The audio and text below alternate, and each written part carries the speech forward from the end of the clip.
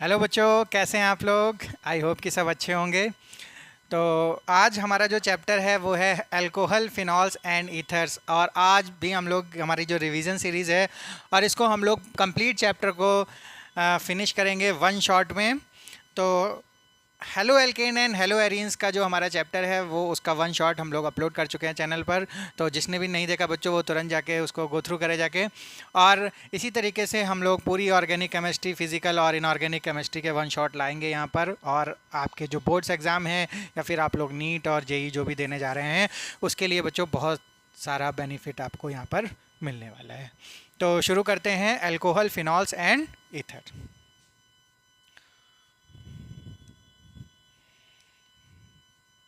तो alcohol, phenol और ether हमारा ऑर्गेनिक केमिस्ट्री क्लास 12th का है, चैप्टर नंबर 2, ऑर्गेनिक केमिस्ट्री का चैप्टर नंबर 2। तो यहाँ पर जो हमारा अल्कोहल है, 3 हमारे फंक्शनल ग्रुप हैं, अल्कोहल, फिनॉल्स और ईथर। तो हमारा जो अल्कोहल है उसमें अल्काइल ग्रुप के साथ अगर OH यानी हाइड्रोक्सी ग्रुप जुड़ा होता है तो उसको हम लोग बोलते हैं अल्कोहल्स। और अगर हमारी कोई एरोमेटिक रिंग लाइक बेंजीन के साथ अगर OH है तो इसको हम लोग बोलेंगे फिनॉल। और ईथर के लिए हमारे पास इस तरीके की फंक्शनल ग्रुप होना चाहिए। यहाँ पर हम लोग अल्काइल ग्रुप भी लगा सकते हैं, या यहाँ पर हम लोग एराइल ग्रुप भी ऐड कर सकते हैं, या फिर हम लोग एक एराइल और एक एल्काइल ग्रुप भी ऐड कर सकते हैं। यानी बेसिकली हमारा जो ये फंक्शनल ग्रुप है वो इस तरीके का होना चाहिए, यानी जो ऑक्सीजन है वो मिडिल में होना चाहिए इस तरीके से। तो इसको हम लोग बोलते हैं ईथर ग्रुप, इसको अल्कोहल और इसको फिनॉल। तो इन तीनों फंक्शनल ग्रुप के बारे में हम इस चैप्टर में पढ़ेंगे। तो इंट्रोडक्शन में बच्चों हमारा बहुत सारे कंपाउंड जो हमारे डेली रूटीन में काम आते हैं, चाहे वो अल्कोहल हो, फिनॉल हो या फिर ईथर्स हो। जनरली अल्कोहल्स बच्चों क्या होते हैं, हमारी medicine as a medicinal use बहुत होता है हमारा अल्कोहल का। और जो हमारा फ़िनॉल है, फ़िनॉल को एज अ सॉल्वेंट भी यूज़ करते हैं। और जो ईथर्स हैं वो जनरली हमारे आजकल एनेस्थीसिया, जो एनेस्थेटिक डॉक्टर्स होते हैं जो बेहोशी की दवा देते हैं, उसमें हमारे ईथर्स आजकल काम आते हैं। तो सब पहले इस क्लोरोफॉर्म को यूज़ करते थे, लेकिन उसकी जगह पर आजकल हम लोग ईथर्स को यूज़ करते हैं। और ईथर हमारे बहुत अच्छे सॉल्वेंट्स भी होते हैं केमिकल इंडस्ट्री में या फिर हमारे केमिकल लेबोरेटरी में भी। तो सबसे पहला जो टॉपिक है वो है क्लासिफिकेशन। सो क्लासिफिकेशन में हम लोग देखेंगे, जो हम लोगों ने पिछले लास्ट चैप्टर में भी देखा था कि किस तरीके से हम लोगों ने क्लासिफाई किया था हेलो एल्केन्स को, उसी तरीके से हम लोग क्लासिफाई करने वाले हैं यहाँ पर सबसे पहले अल्कोहल्स को। तो on the basis of number of hydroxy groups, तो जितने नंबर ऑफ हाइड्रोक्सी ग्रुप होंगे उसके बेसिस पे हम लोग उसको mono, di, tri, tetra, poly या फिर उसे पॉली भी बोल सकते हैं। तो मोनो और डाई में तो सिंपल है कि 1 और 2 होंगे। पॉली में बच्चों 2 से ज़्यादा जितने भी हो सकते हैं वो वहाँ पर हम लोग करेक्टराइज करते हैं। तो यहाँ पर एक फंक्शनल ग्रुप है, यहाँ पर 2 हैं और यहाँ पर 3 हैं, इसलिए इसको मोनो, डाई और ट्राई बोला गया है। इसको हम लोग क्या बोल सकते हैं, polyhydric. Hydric means alcohol group, hydroxy group. तो ये जो डाईहाइड्रिक है बच्चों, ये 2 तरीके से हम लोग इसको देख सकते हैं। जब एडजेसेंट कार्बन पर हमारा फंक्शनल ग्रुप होता है या फिर एक ही कार्बन पे जब फंक्शनल ग्रुप लगा होता है, तो इसको हम लोग पोजीशन को बोलते हैं विसिनल पोजीशन, विसिनल पोजीशन या फिर विस बोलते हैं, विसिनल अल्कोहल। और इसको हम लोग बोलते हैं जेमिनल पोजीशन या फिर gem alcohol, gem di alcohol या जेम डाई हाइड्रिक, और इसको विस डाई हाइड्रिक।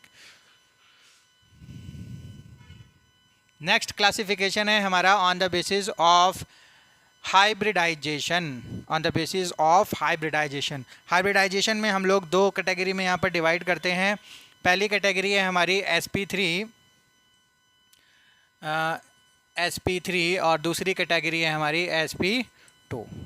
तो चलिए देखते हैं sp3 में कौन कौन से हमारे अल्कोहल होते हैं। तो सबसे पहले आता है एल्काइलिक, एल्काइल ग्रुप जिसमें ऐड होता है, जैसे CH3, CH2, जैसे ये अल्कोहल है, इसका नाम है बच्चों इथाइल अल्कोहल। तो इसमें जो ये चैन है, इस चैन को बोलते हैं एल्काइल चैन। तो ये हो गया हमारा नंबर 1। दूसरा होता है बच्चों एलाइल। एलाइल चैन कैसी होती है? डबल बॉन्ड, फिर कार्बन, देन अल्कोहल। तो ये जो अल्कोहल ग्रुप है ये डबल बॉन्ड के बाद वाले कार्बन से अटैच होता है, तो ये कार्बन कैसा होता है? sp3 कार्बन होता है। तो इसको बोलते हैं एलाइलिक अल्कोहल। और थर्ड टाइप क्या होता है हमारा? बेंजाइलिक। Benzylic alcohol. बेंजाइलिक में भी बच्चों sp3 कैटेगरी होती है। तो इसमें हमारा एक बेंजीन होता है, बेंजीन से कार्बन जुड़ा होता है, उस कार्बन से हमारा वो फंक्शनल ग्रुप जुड़ा होता है। तो ये जो कार्बन है ये हमारा sp3 हाइब्रिडाइज्ड कार्बन होता है। तो ये तीनों हमारे कैटेगरी कैसी होती हैं? sp3।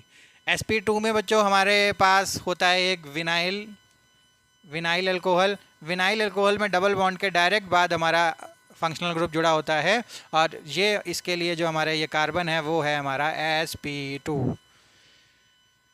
यानी जब OH sp3 कार्बन से जुड़ा हो या जब OH sp2 कार्बन से जुड़ा हो, तो पहली कैटेगरी हो गई विनाइल अल्कोहल, और दूसरी आती है हमारी एराइल अल्कोहल।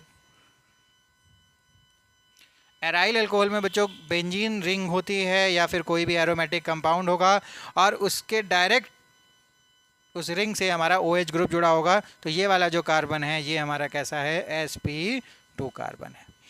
तो इस कैटेगरीज में भी हम लोग अपने अल्कोहल्स या फिर अपने फंक्शनल ग्रुप को डिवाइड कर सकते हैं, क्लासिफाई कर सकते हैं। तो यहाँ पर जैसे ये एल्काइल है, ये बच्चों एलाइलिक अल्कोहल है, और ये हमारा बेंजाइलिक अल्कोहल है। इसमें भी बच्चों फर्दर कैटेगराइज किया गया है। फर्दर कैटेगरी कैसे हम लोग दिखा सकते हैं? ये जो हमारे sp3 हाइब्रिडाइज्ड फंक्शनल ग्रुप होते हैं, इसमें भी हम लोग 3 सब कैटेगरी बना सकते हैं, 1 डिग्री, 2 डिग्री और 3 डिग्री। इसको बोलते हैं प्राइमरी, देन सेकेंडरी और देन टर्शरी। या तो 3 डिग्री या tertiary, 2 degree secondary, 1 degree primary. तो एक हम लोग एग्जांपल ले लेते हैं, जैसे हम लोगों ने अल्काइल का ले लिया एग्जांपल। तो अल्काइल में हम लोग यहाँ ले सकते हैं जैसे ROH, ठीक है, RCH2OH, यहाँ पर ले सकते हैं RCHOH, और यहाँ पर ले सकते हैं ROH। तो ये जो फंक्शनल ग्रुप है ये जिस कार्बन से जुड़ा है वो कितने कार्बन से डायरेक्टली अटैच है, दैट विल डिसाइड कि whether the compound will 1 degree और 2 डिग्री और 3 डिग्री। ये बच्चों आपको पहले से भी पता होगा लेकिन एक बार रिमाइंड करा दिया। तो इस तरीके से हमारा जो 1 डिग्री 2 डिग्री है वो sp3 में तीनों में हो सकता है। ये हमारी एलाइलिक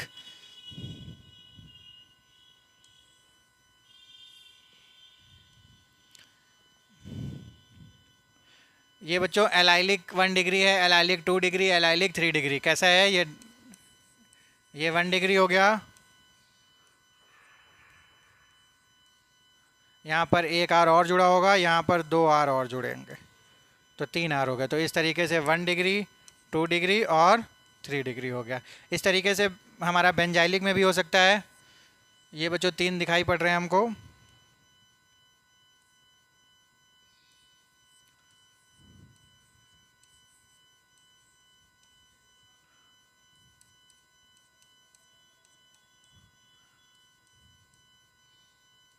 CH2OH, यहाँ CHOH, यहाँ COH, यहाँ 2 R और यहाँ पर 1 R, यहाँ पर नो R। तो ये 1 डिग्री, 2 डिग्री एंड 3 डिग्री। इस तरीके से हम लोग sp3 हाइब्रिडाइजेशन को और फर्दर कैटेगराइज कर सकते हैं। चलिए, आई होप बच्चों आपको ये जो स्पीड है उसे आप कोप अप कर पा रहे होंगे, क्योंकि हमारी रिवीजन या 1 शॉट की जो स्पीड है बच्चों वो हमारी मैंडेटरी है कि मिनिमम हमें इतनी स्पीड रखनी पड़ेगी। क्योंकि बच्चों आजकल जो हमारे 1 शॉट हैं उसमें केवल अब मान लीजिए अगर हम टाइम लिमिट को कम कर दें, या सपोज़ करते हैं हम लोग कहते हैं कि भाई हम लोग 30 मिनट्स में 1 शॉट दे देंगे, तो इससे क्या होगा, जो बच्चों की प्राइमरी नीड्स है वो बच्चों फुलफ़िल नहीं हो पाती। क्योंकि बच्चे क्या करते हैं, टीचर पे करते हैं भरोसा। उनका एक बिलीव सिस्टम होता है कि ये टीचर जो है वो हमारी सारी की सारी जो सिलेबस है उसको कंप्लीट कराएगा, या फिर अगर हम लोगों ने इस चैप्टर को देखा है तो हमारी सारी की सारी जो बेसिक नीड्स हैं वो पूरी हो जाएंगी। लेकिन बच्चों उन 30 मिनट्स और इस सब के चक्कर में आपकी बेसिक नीड नहीं पूरी हो पाती। तो जो मिनिमम रिक्वायरमेंट होती है किसी भी टॉपिक की या किसी भी चैप्टर की, या मिनिमम टाइम लिमिट जो होती है वो बच्चों आपको देना ही पड़ेगा। तो अगर थोड़ा सा आपको ये वीडियो की जो लेंथ है वो ज़्यादा लगती है तो वो आप समझ सकते हैं कि उसकी मिनिमम रिक्वायरमेंट है। अदरवाइज़ हम लोग भी बच्चों जल्दी जल्दी ये इंपॉर्टेंट है, ये इंपॉर्टेंट है, ये करके हम लोग आगे बढ़ा सकते हैं, लेकिन इससे आपका कोई फ़ायदा नहीं होने वाला। तो बच्चों विश्वास करके, सबसे पहले एक अच्छे टीचर पर विश्वास करके फिर उस पर भरोसा करके आपको आगे चलना चाहिए। अदरवाइज़ ये जो आजकल मार्केटिंग स्ट्रेटेजी है इससे आप लोगों को दूर रहना चाहिए। पता चला उन्होंने कहा कि भाई वन शॉट नहीं चल रहा तो कोई दूसरा शॉट निकाल दिया, है ना, मिसाइल शॉट निकाल रहे हैं, कोई बच्चों क्या निकाल रहे हैं, तोप शॉट निकाल दिया। इस तरीके से आप लोग पढ़ाई नहीं करा सकते हमारे बच्चों की। जो इतने सारे बच्चे हैं जो डिपेंडेंट होते हैं टीचर्स पर, उन्हें चाहिए कि अगर वो चैप्टर्स देख रहे हैं तो पूरी की पूरी जो हमारे चैप्टर की जो मिनिमम रिक्वायरमेंट है वो आपको मिलनी ही चाहिए। तो चलिए बातें छोड़ते हैं हम लोग, वरना टाइम हमारा ख़राब होगा। हम लोग पढ़ाई पे ध्यान देते हैं। और तो नेक्स्ट हमारा जो क्लासिफिकेशन है वो है फिनॉल्स का। तो फिनॉल्स में भी यहाँ पर क्या है कि जितने OH हैं उतने हमारा मोनो डाई ट्राई हो गया। एक मोनो, दो डाई और 3 ट्राई, या इसको हम पॉली भी बोल सकते हैं। चलो अब हम लोग बात करते हैं फिनॉल्स, वो ईथर्स की। तो ये बच्चों थोड़े से हमारे इन टेक्स्ट क्वेश्चन हैं, 1 डिग्री 2 डिग्री 3 डिग्री इसमें पहचानना है, बहुत ही आसान है।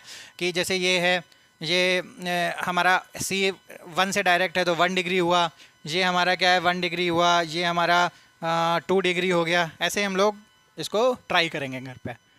नॉमनक्लेचर, चलिए अब नॉमनक्लेचर की बात आती है। सबसे पहले अल्कोहल्स, तो इसमें 2 तरीके के नेम होते हैं, एक IUPAC नेम और एक होता है कॉमन नेम। तो IUPAC नेम में तो हम लोग जनरली जानते हैं कि हमारा जो सफिक्स होता है अल्कोहल के लिए वो क्या होता है, ऑल। और कभी अगर हमें प्रीफिक्स की ज़रूरत पड़ी, कभी कभी बच्चों एक से ज़्यादा हमारे फंक्शनल ग्रुप होते हैं तो हमें अक्सर सीनियरिटी के बेसिस पे उसका प्रीफिक्स डिसाइड करना पड़ता है। तो इसका प्रीफिक्स होता है हाइड्रोक्सी। क्या होता है, हाइड्रोक्सी। वैसे जनरली हम लोग जब इसको प्रिंसिपल फंक्शनल ग्रुप मानते हैं तो हमारा जो सफिक्स होता है इसका ऑल। तो किसी एक को अगर हम लोग यहाँ डिसाइड कर लेते हैं, जैसे ये कर लेते हैं, तो पेरेंट चेन ढूंढ लेते हैं, फिर नंबरिंग कर लेंगे। जिधर से OH पास होता है तो 4 है तो उसके लिए ब्यूट हो जाएगा, सिंगल बॉन्ड है तो उसके लिए एन हो जाएगा, और ऑल लगा है 2 पर तो 2 ऑल। तो इसका नाम हो गया ब्यूटेन 2 ऑल। ब्यूटेन 2 ऑल ये हमारे कैसे हैं, IUPAC नेम है। या फिर जैसे इसका नाम हम लोग लिखते हैं, ये हमारी सबसे लॉन्गेस्ट पेरेंट चेन है, 3 हो गया, ये फंक्शनल ग्रुप, ये OH हो गया।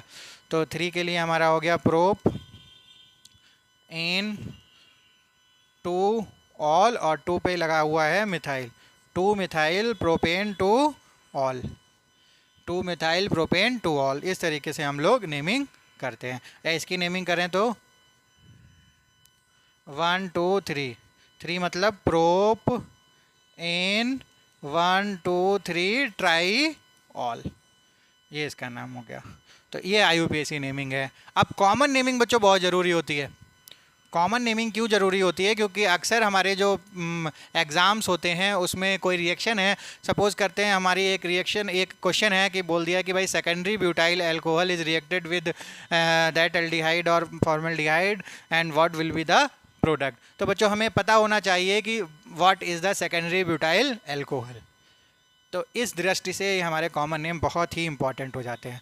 तो कुछ जनरल नेम होते हैं जैसे एन एल्काइल, या फिर हमारा आइसो, या फिर हम लोग देखते हैं अपना सेक या टर्ट और नियो। इस तरीके की चेन्स होती हैं हमारी कॉमन नेम में, ठीक है। और बाकी तो एक जनरल नाम होते हैं जो हमें याद ही करने पड़ते हैं। तो ये चैन कैसी होती है, जब सीधी सीधी चैन होती है तो उसको हम लोग एन से बताते हैं। जैसे ये सीधी चैन है तो एल्काइल के लिए जितने नंबर ऑफ कार्बन होते हैं उसे लिख देते हैं प्रोपाइल और फिर अल्कोहल, तो इसे लिखते हैं एन प्रोपाइल अल्कोहल।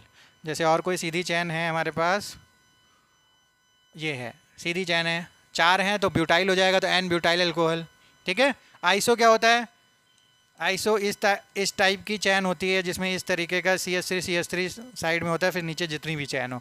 कोई आइसो है बच्चों यहाँ पर, आइसो तो यहाँ पर देखो CH3 CH3 CH और ये ऐसे ही इस तरीके की चेन बढ़ती जाएगी। तो आइसोब्यूटाइल, आइसोपेंटाइल, इसको हम लोगों ने आराम से डिटेल में भी किया हुआ है। अगर आप लोग इसकी डिटेलिंग देखना चाहते हैं तो हमारे स्पेसिफिक वीडियो पर जा सकते हैं। ऐसे आइसोब्यूटाइल, आइसोब्यूटाइल में देखो बच्चों 2 CH3 लगे हुए हैं, ऐसे ही चेन आगे बढ़ती हुई चली जा रही है। सेकेंडरी में 2 डिग्री होता है, टर्सरी में 3 डिग्री होता है। नियो कैसा होता है, नियो बता देते हैं।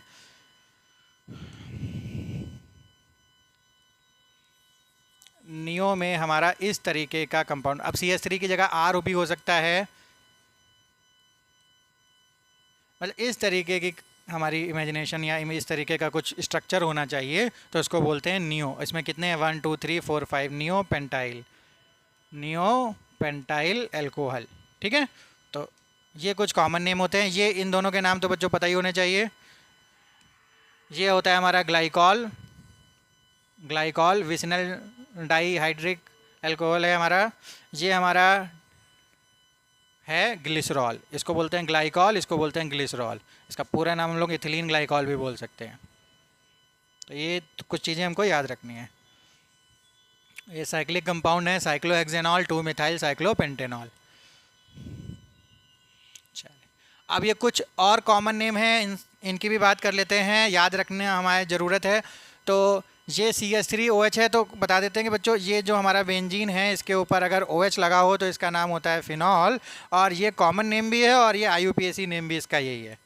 IUPAC वालों ने कहा अच्छा नाम है, हमें भी ये रख लेते हैं हम ये। इसका नाम होता है टालुइन। ठीक है, टालुइन। जब CH3 लगा हो तो बेंजीन पर टालुइन बोलते हैं और इसको बोलते हैं फिनॉल। अब अगर CH3 और OH दोनों लगे हो तो क्या बोलते हैं, देखते हैं कॉमन नेम में क्या बोलते हैं। तो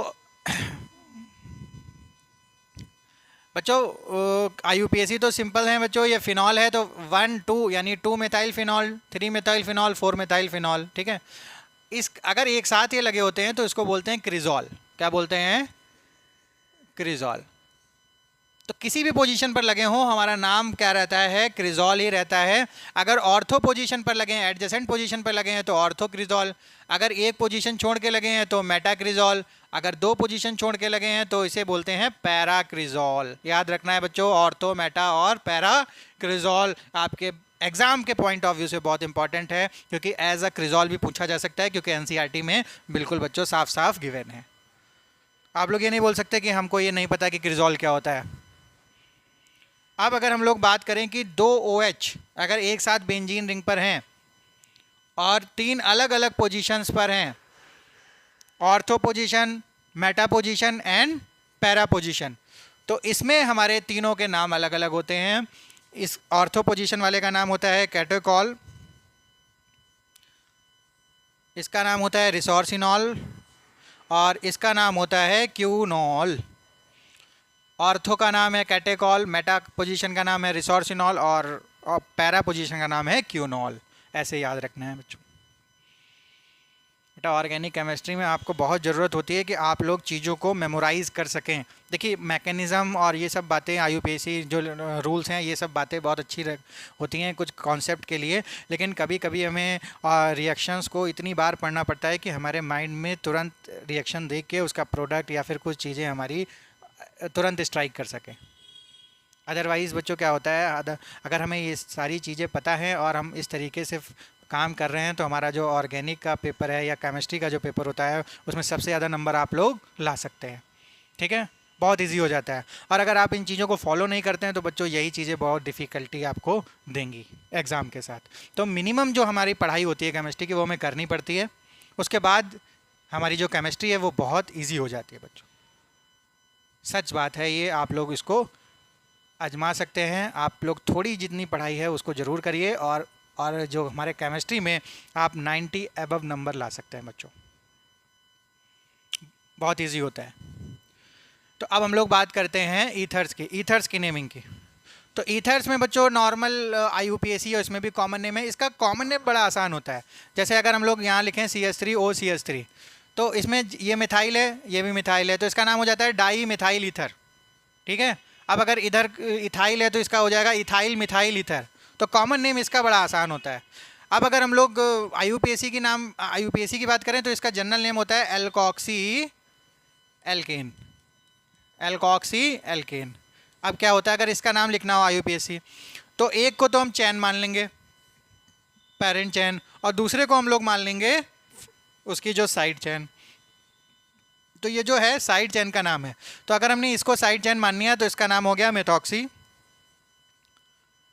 और ये जो पेरेंट चैन का नाम हो गया मीथेन, तो मेथॉक्सी मीथेन। अब अगर यहाँ पर होता CH3 CH2O CH3, तो पेरेंट चैन हम लॉन्गेस्ट चैन को मानते और ये हमारा साइड चैन हो जाता है, तो हमारा हो गया मेथॉक्सी इथेन, मेथॉक्सी इथेन। ठीक है, मेथॉक्सी इथेन। अच्छा, एक बेंजीन के ऊपर अगर ईथर लगा हो इस तरीके से, तो अगर ये CH3 होता है बच्चों, अगर ये CH3 लगा होता है तो इसका एक कॉमन नेम है, IUPAC नेम भी है वही, एनीसोल। क्या नाम होता है उसका? एनीसोल। इसका IUPAC नेम है मेथॉक्सी बेंजीन। क्या है? Methoxy benzene. एग्जाम्पल बच्चों को ट्राई करेंगे। अच्छा, अब हम लोग बात करते हैं structures of functional group. Structures of functional group, चले 3 स्ट्रक्चर दिए हुए हैं यहाँ पर हमारे सामने। यहाँ थोड़ा क्लियर बना देते हैं। H, ये लोन पेयर 2 हैं, खरगोश के कान हैं हमारे 2 lone pair.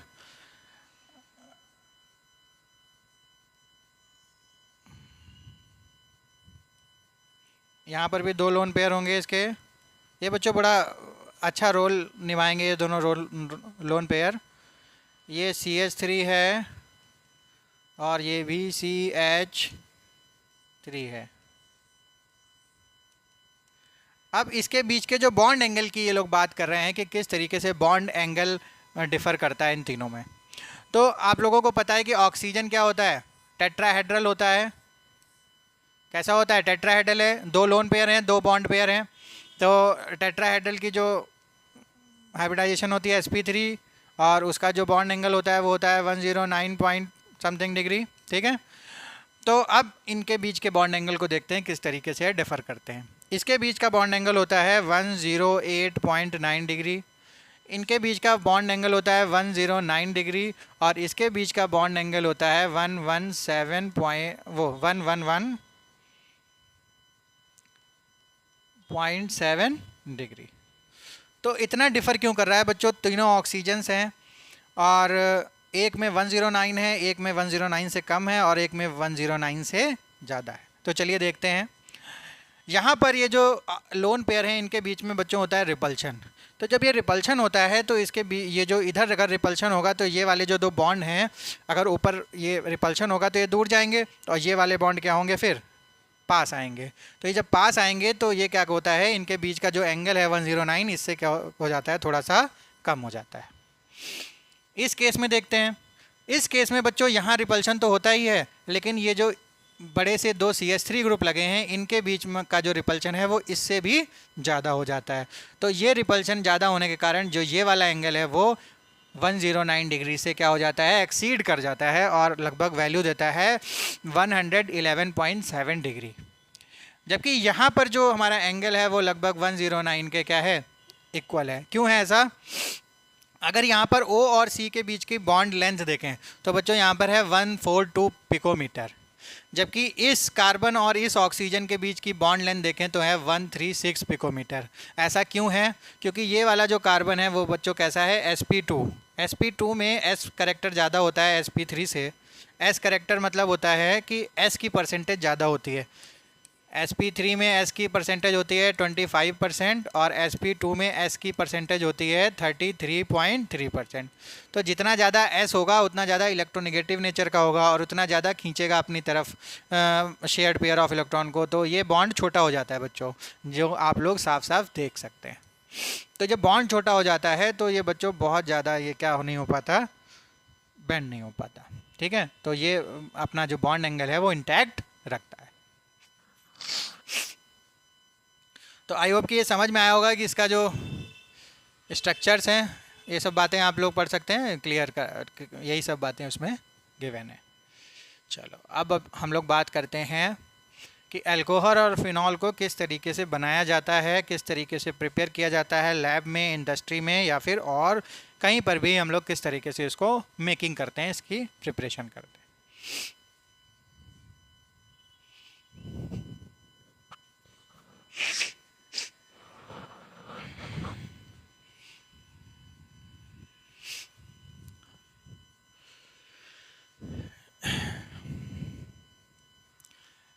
Alcohols and phenols, method of preparation of alcohol. सबसे पहले अल्कोहल को बनाएंगे और फ्रॉम एल्कीन, यानी एल्कीन से सबसे पहले बनाने वाले हम लोग। किससे? एल्कीन से। तो यहाँ पर दो मेथड हमारे सामने आते हैं, एक तो है बाई एसिड कैटेलाइज्ड हाइड्रेशन और दूसरा मेथड होता है हाइड्रोबोरेशन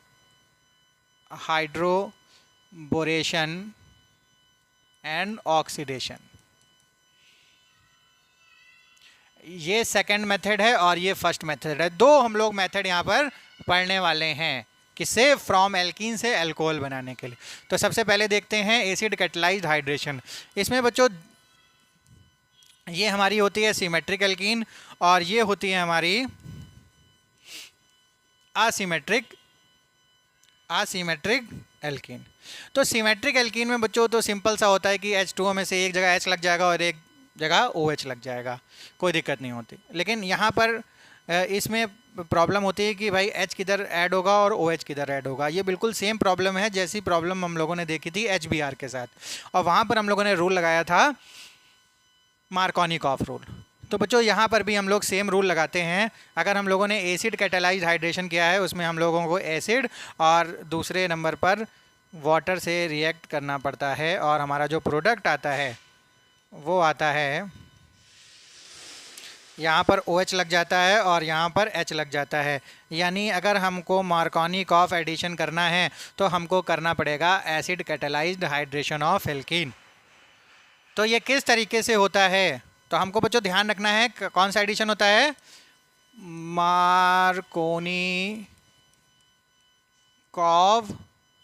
मार्कोनिकॉफ रूल से एडिशन होता है। ठीक है, तो ये सबसे इम्पॉर्टेंट बात है। दूसरी बात हम लोग देखते हैं कि किस तरीके से हमारा ये काम करता है मैकेनिज़्म। तो अगर H यहाँ पर आएगा तो सबसे पहले बच्चों कहीं ऐड होगा, H पॉजिटिव क्रिएट करेगा।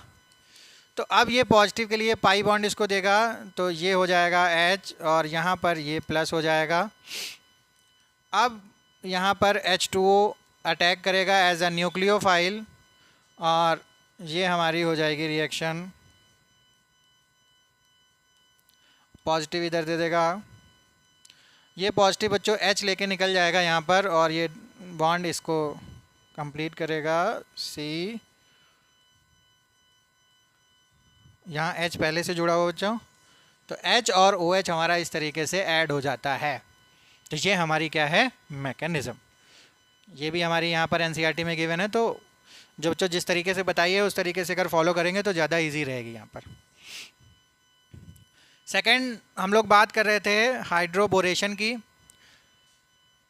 हाइड्रोबोरेशन ऑक्सीडेशन की। इसमें हमारा जो प्रोडक्ट है सेम हमारी अगर एल्कीन है और अगर हम लोग इसमें हाइड्रोबोरेशन BH3 से रिएक्शन कर सकते हैं और दूसरे स्टेप पे 3 मोल्स लगते हैं और दूसरे स्टेप पे हम लोग क्या कर सकते हैं H2O 3H2O2 और बेसिक मीडियम में अगर हम इसकी ऑक्सीडेशन करते हैं तो हमारा जो प्रोडक्ट होगा वो एंटी मार्कोनिकॉफ प्रोडक्ट होगा। यानी यहाँ पर OH और यहाँ पर H जुड़ जाएगा। तो ये हमारा प्रोडक्ट आता है हाइड्रोबोरेशन इसमें। तो प्रोडक्ट कैसा होगा? एंटी मार्कोनिकॉफ एडिशन यहाँ पर होना है। जैसा HBr के केस में ये तब होता था जब हम लोग पेरोक्साइड लगा देते थे HBr के साथ। यहाँ पर हम लोग क्या करेंगे? हाइड्रोबोरेशन ऑक्सीडेशन करेंगे। तो ये हम लोग करेंगे इस तरीके से। और साथ में बच्चों बोरिक एसिड भी मिलता है इसके। बोरिक एसिड क्या होता है? BOH3। इसे याद रखना है तो इस तरीके से याद रख सकते हैं। डांसिंग स्ट्रक्चर टाइप होता है इसका। बोरिक एसिड बच्चों पता है कहाँ काम आता है? जब हम लोग कैरम खेलते हैं तो कैरम में फ्रिक्शन जब बढ़ जाता है तो वहाँ पर हम लोग कोई पाउडर डालते हैं, बहुत ही फ्रिक्शन उसका कम कर देता है, तो हम लोग बोरिक एसिड को अभी यूज़ कर सकते हैं वहाँ पर। क्या कर देता है? As a lubricant, solid lubricant काम करता है। ठीक है, चलिए। अच्छा, दोनों बहुत इंपॉर्टेंट रिएक्शन है, बहुत इंपॉर्टेंट रिएक्शन, बहुत इंपॉर्टेंट रिएक्शन, नोट कर लेंगे। ठीक है, चलो। इंपॉर्टेंट रिएक्शन हो या ना हो बच्चों, बात हम लोग सारी रिएक्शंस की करेंगे। एनसीईआरटी है तो ऑप्शन है कि हमारा सीबीएसई का बोर्ड एग्ज़ाम है वो दे सकता है रिएक्शन को, कोई भी चीज़ हमको नहीं छोड़ने वाले हैं यहाँ से। तो अगली जो हम लोग बात करेंगे कि किस तरीके से हम लोग प्रिपेयर करेंगे अल्कोहल को, तो नेक्स्ट बारी आती है from carbonyl compound. Carbonyl compound में दो चीज़ों की बात करते हैं हम लोग। ये हमारा होता है कार्बोनिल कंपाउंड, इसमें एक होता है एल्डिहाइड और एक होता है कीटोन। तो हम कीटोन की भी बात करेंगे और एल्डिहाइड की भी बात करेंगे। इस ग्रुप को बोलते हैं RCHO ग्रुप, इसको बोलते हैं R2CO group, aldehyde and ketone. तो ये कैसे बनता है बच्चों? इसके लिए बहुत एक आसान तरीका हम लोगों ने निकाला था, एक ट्रेन बनाई थी, एल्केन, फिर अल्कोहल, फिर हमारा एल्डिहाइड ग्रुप आता है वो, या कार्बोनिल आ जाता है, फिर आता है हमारा कार्बोक्सिलिक एसिड। तो ये हमारे ये हमारी ट्रेन है। इसमें जब हम आगे बढ़ते हैं तो ऑक्सीडेशन कराते हैं, जब हम लोग पीछे जाते हैं तो रिडक्शन कराते हैं। अब हमें चाहिए अल्कोहल, तो अल्कोहल को पाने के लिए हमें यहाँ से पीछे आना पड़ेगा, यानी हमें इसका माइल्ड रिड्यूसिंग रिडक्शन कराना पड़ेगा, इसका हमें स्ट्रांगली रिडक्शन कराना पड़ेगा, इसका माइल्ड रिडक्शन, इसका स्ट्रॉन्ग रिडक्शन। तो एल्डिहाइड कीटोन से भी मिल सकता है और कार्बोक्सिलिक एसिड से भी मिल सकता है। तो सबसे पहले अगर हम लोग देखें तो एल्डिहाइड लिया है, माइल्ड रिड्यूसिंग एजेंट यहाँ पर क्या लिया है? H2PD। दूसरा क्या लिया है? NaBH4। ये दोनों क्या हैं हमारे बच्चों? Mild reducing agent. तो यहाँ पर लिया है 1 डिग्री में H2PD और हमको मिल गया है 1 डिग्री अल्कोहल, 1 डिग्री अल्कोहल। और जब हम लोगों ने कीटोन लिया है, NaBH4 लिया, तो हमको मिल गया है 2 डिग्री अल्कोहल। ये बच्चों बहुत ध्यान रखनी है बात कि अगर एल्डिहाइड है तो हमको 1 डिग्री मिलेगा, कीटोन है तो 2 डिग्री मिलेगा। ऐसा ही अगर हमारा अपोजिट प्रोसेस में भी होता है कि 1 डिग्री अल्कोहल का अगर ऑक्सीडेशन करते हैं तो एल्डिहाइड मिलेगा, और 2 डिग्री अल्कोहल का अगर हम लोग ऑक्सीडेशन करते हैं तो क्या मिलेगा? कीटोन मिलेगा।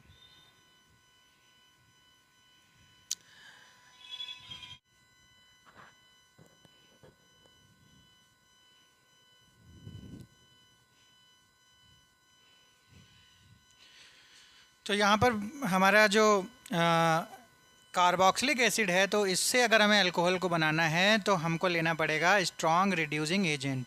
और यहाँ पर जो स्ट्रॉन्ग रिड्यूसिंग एजेंट लिया गया है वो है LiAlH4। तो इसको क्या बोलते हैं? लिथियम एल्यूमिनियम हाइड्राइड, और इसको क्या बोलते थे? Sodium borohydride. दोनों में हाइड्राइड आयन हमारे निकलते हैं, इसमें भी H-। तो ये मैकेनिज़्म बच्चों काफ़ी डिटेल में होते हैं, तो इसको हम लोग यहाँ पर डिस्कस नहीं करेंगे, हमारे सिलेबस का भी पार्ट नहीं है इसके जो हमारी मैकेनिज़्म है। तो हमको बस ये ध्यान रखना है कि ये माइल्ड रिड्यूसिंग एजेंट है, ये क्या है? स्ट्रॉन्ग रिड्यूसिंग एजेंट है। ये दोनों काम आते हैं कार्बोनिल कंपाउंड से अल्कोहल को कन्वर्ट करने में, ये काम आता है कार्बोक्सिलिक एसिड को अल्कोहल में कन्वर्ट करने के लिए। बस यहाँ पर ध्यान रखना है कि LiLH4 के साथ हमें सेकेंड स्टेप में वाटर को कंसीडर करना है।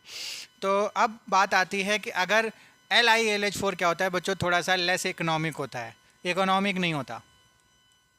तो इकोनॉमिक नहीं होता तो हम लोग किस तरीके से बना सकते हैं इससे? तो एक और तरीका है, यहाँ पर हमको गिवन है कि अगर कार्बोक्सिलिक एसिड को अगर हम लोग अल्कोहल से रिएक्ट कर देते हैं। आप कहेंगे बच्चों कि हम लोग अल्कोहल ही बना रहे हैं तो अल्कोहल से कैसे रिएक्ट कर सकते हैं?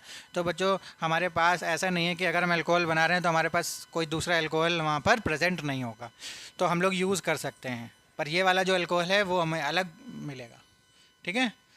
ये हमको वापस मिल जाएगा, ये जो हम लोग यूज़ कर रहे हैं। तो कैसे मिलेगा, RCOOH और R-OH, ये रिएक्शन इसको बोलते हैं ईस्टरीफिकेशन रिएक्शन। इसी चैप्टर में अभी हम लोग थोड़ी देर बाद इसको डिस्कस करेंगे। ईस्टरीफिकेशन यानी जब हम इन दोनों को मिलाते हैं तो हमको एक ईस्टर मिलता है। ईस्टर क्या होता है, इस तरीके का ईस्टर मिलता है, ठीक है। और इसका स्ट्रक्चर कैसा होता है, कुछ इस तरीके का होता है। तो OH यहाँ से रिमूव करके ये जो R-OH है इसमें H रिमूव हो जाता है, ये OR इसमें अटैच हो जाता है। तो ये हमारा बन जाता है ईस्टर। और ईस्टर को हम लोग रिड्यूस कर सकते हैं H2PD से, जो हमारा माइल्ड रिड्यूसिंग एजेंट था। तो इसमें क्या होता है, हमारे दो अल्कोहल बन जाते हैं, RCOOH और R, ये फिर से हमको मिल जाता है।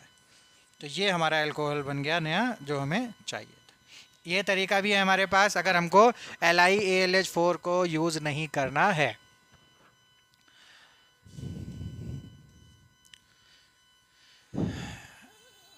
लास्ट प्रिपरेशन मेथड है हमारा अल्कोहल का, और बहुत ही इम्पॉर्टेंट मेथड है। क्यों इम्पॉर्टेंट हो जाता है, चलिए देखते हैं। From Grignard reagent. Grignard reagent क्या होता है, RMgBr। क्या खासियत होती है बच्चों इसकी, इसकी जो पोलैरिटी होती है वो होती है R- और MgBr+। तो जब हमें R को एज अ माइनस लेना होता है तो हम लोग ग्रिग्नार्ड रिएजेंट की तरफ देखते हैं। तो इसमें रिएक्शन होती है कार्बोनिल ग्रुप से इस तरीके का। तो इसमें क्या होता है, हमारा R जो है R- यहाँ पर अटैक करता है, यानी न्यूक्लियोफिलिक अटैक होता है। तो यहाँ पर न्यूक्लियोफाइल यानी R ही हमारा न्यूक्लियोफाइल है, तो R जुड़ जाएगा, ठीक है। और यहाँ जुड़ जाएगा MgBr। तो ये नेक्स्ट में बच्चों क्या हो जाता है, इसमें वाटर डाल के हम लोग यहाँ पर हाइड्रोलिसिस कर लेते हैं और ये हमारा बन जाता है अल्कोहल। अल्कोहल। तो यहाँ पर इम्पॉर्टेंट चीज़ ये है, इम्पॉर्टेंट चीज़ बच्चों इसकी ये मैकेनिज़्म नहीं है, इम्पॉर्टेंट चीज़ क्या है कि यहाँ पर हम तीनों तरीके के अल्कोहल बना सकते हैं। तीनों तरीके के मतलब 1 डिग्री भी बना सकते हैं, 2 डिग्री भी बना सकते हैं और 3 डिग्री भी यहाँ पर बना सकते हैं। You will notice that the reaction produces a primary alcohol with the methanol and secondary alcohol with other aldehyde and tertiary alcohol with ketone. तो 1 डिग्री, 2 डिग्री और 3 डिग्री बनाने के लिए हमको क्या करना पड़ता है, हमको ये जो शुरू में कार्बोनिल ग्रुप ले रहे हैं ये थोड़े से अलग अलग लेने पड़ते हैं। यहाँ पर हम लोग लेते हैं फॉर्मेल्डिहाइड, ये भी एक एल्डिहाइड है, या इसको हम लोग बोलते हैं मेथेनल, मेथेनल, या फिर इसको बोलते हैं फॉर्मल्डिहाइड। ये इसका कॉमन नाम है, मेथेनल इसका IUPAC नाम। तो ये भी एक एल्डिहाइड है, लेकिन सबसे जो छोटा एल्डिहाइड है मतलब उस ग्रुप का जिसमें दोनों H होते हैं उसको बोलते हैं फॉर्मल्डिहाइड। ये लेंगे तो हमें 1 डिग्री मिलेगा। और भी कोई नॉर्मल एल्डिहाइड ले लेते हैं फॉर्मल्डिहाइड को छोड़कर, तो वो क्या होता है, एक R लगा होता है और एक H। और अगर हम लोग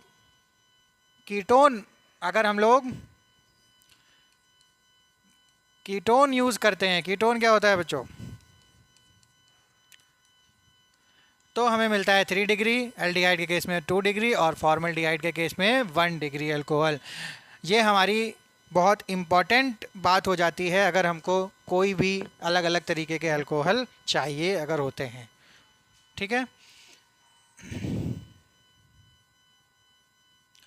ये हमारे क्वेश्चंस हैं, ये अपने आप बच्चों ट्राई करेंगे आप लोग, सॉल्यूशन भी दिए हुए हैं यहाँ पर। जो हमारे NCERT में इन टेक्स्ट एक्सरसाइज, वो जो इन टेक्स्ट और हमारे जो एग्जाम्पल होते हैं वो बच्चों हम लोगों को ज़रूर ट्राई करने चाहिए, और वहाँ से सीधे सीधे डायरेक्ट क्वेश्चन आने की संभावनाएं, प्रोबेबिलिटी बहुत होती है, तो आप लोग वो ज़रूर करें, उसको छोड़ना नहीं चाहिए। ये बच्चों हम लोग अपने ऑफलाइन कोचिंग में भी, ये जो ऑफलाइन हमारा सेंटर चलता है वहाँ पर भी ये सजेशन बच्चों को दिया जाता है कि आप लोग अगर नीट एग्ज़ाम या फिर क्लास 12 बोर्ड देने जा रहे हैं तो NCERT एटलीस्ट उसके जो जितने भी एग्जाम्पल और इंटेक्स्ट हैं वो आप लोग छोड़ के ना जाएं, ठीक है। एक्सरसाइज ठीक है, अगर आप लोग कर सकते हैं तो बेहतर है, लेकिन उसके जो इंटेक्स्ट और एग्जाम्पल हैं वो बच्चों ज़रूर करें, ठीक है। अगर आप लोगों के पास टाइम बचता है तो एक्सरसाइज में भी आप लोगों को करना चाहिए। ये केवल केमिस्ट्री के लिए हम लोग बात कर रहे हैं, यहाँ पर फिजिक्स के लिए अलग से उसमें जो क्वेश्चंस होते हैं एक्सरसाइज उसकी बहुत ज़रूरत होती है, पर यहाँ पर जो केमिस्ट्री है उस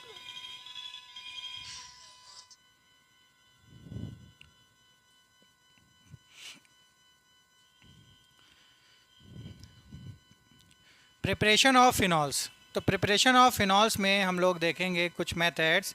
तो इसमें मोस्ट ऑफ द मेथड्स बच्चों जो हमारी प्रिपरेशन ऑफ फिनॉल्स में हम लोगों ने जो लास्ट चैप्टर है halo alkane and hello arenes, वहाँ से हम लोग जो मेथड्स देखे थे वो सेम मेथड्स हम लोग यहाँ भी देखने वाले हैं। तो ऐसा नहीं हम लोग इसको स्किप करेंगे, देखते हैं कौन कौन से सेम प्रोसेस हैं from hello arenes. First method है हमारा हेलो एरिन्स का। हेलो एरिन्स क्या होता है बच्चों? जैसे हम लोगों ने ले लिया क्लोरोबेंजीन। क्या है? क्लोरोबेंजीन। ये वाली रिएक्शन हम लोगों ने देखी थी NaOH और हार्श कंडीशन यानी ड्रास्टिक कंडीशन में हम लोगों ने बात की थी 623 केल्विन 300 ATM प्रेशर, और उसके साथ लिया था हम लोगों ने NaOH। तो हमको देखने को मिला था कि इस क्लोरोबेंजीन का भी न्यूक्लियोफिलिक सब्स्टिट्यूशन पॉसिबल था। तो यहाँ पर वो सेम प्रोसेस है, उसको हम लोगों ने बोला था डाउज प्रोसेस। डाउज प्रोसेस बच्चों, ये नाम याद रखने की कोई भी नीड नहीं है, इस नाम से आपको कहीं भी कोई भी रिएक्शन इस तरीके से नहीं पूछी जाती, ठीक है। डायरेक्टली हमसे ये न्यूक्लियोफिलिक सब्स्टिट्यूशन पूछा जाएगा विद ड्रास्टिक कंडीशन। तो यहाँ पर सबसे पहले बनता है सोडियम फिनॉक्साइड और देन उसको वर्कअप करके हम लोग कर देते हैं फिनॉल में चेंज, फिनॉल। तो ये कौन सी रिएक्शन है जो कि हम लोग पहले देख चुके हैं बच्चों। तो फ्रॉम हेलो एरिन। दूसरी है फ्रॉम बेंजीन सल्फोनिक एसिड। तो फ्रॉम बेंजीन सल्फोनिक एसिड हम लोगों ने कहाँ देखी थी? तो इसको हम लोगों ने कहाँ देखा था? इसको बच्चों आपको याद होगा कि हम लोगों ने बेंजीन का कराया था सल्फोनेशन। क्या कराया था? सल्फोनेशन ओलियम से। ओलियम क्या होता है? ओलियम होता है H2SO4 प्लस SO3। SO3 में एक H प्लस यहाँ पर आके जुड़ जाता है जो बनाता है SO3H प्लस। तो ये इसका जब हम लोग यहाँ पर इलेक्ट्रोफिलिक सब्स्टिट्यूशन कर देते हैं तो हमारा बन जाता है सल्फोनेशन ऑफ बेंजीन यानी बेंजीन सल्फोनिक एसिड, ठीक है। तो सबसे पहले ये बनता है हमारा। तो इस प्रोसेस को, पूरी स्टेप को हम लोग बोलते हैं सल्फोनेशन प्रोसेस, जो होता है इलेक्ट्रोफिलिक सब्स्टिट्यूशन द्वारा। तो अब ये जो सल्फोनेशन हुआ है इसमें अगर हम लोग न्यूक्लियोफिलिक यहाँ पर सब्स्टिट्यूशन कराने के लिए NaOH डालते हैं और सेकेंड प्रोसेस में हम लोग एसिडिक मीडियम इसमें HCl कुछ डालते हैं, तो हमारा सबसे पहले फिनॉक्साइड आयन और उसके बाद में हमारा फिनॉल बनता है, जो कि हम लोगों ने अभी जस्ट इसके ऊपर वाली रिएक्शन में देखा था। तो इन दोनों प्रोसेस को अगर हम लोग साथ में बोलते हैं तो बोलते हैं सल्फोनेशन डीसल्फोनेशन प्रोसेस। क्या बोलते हैं? सल्फोनेशन, सल्फोनेशन डीसल्फोनेशन प्रोसेस,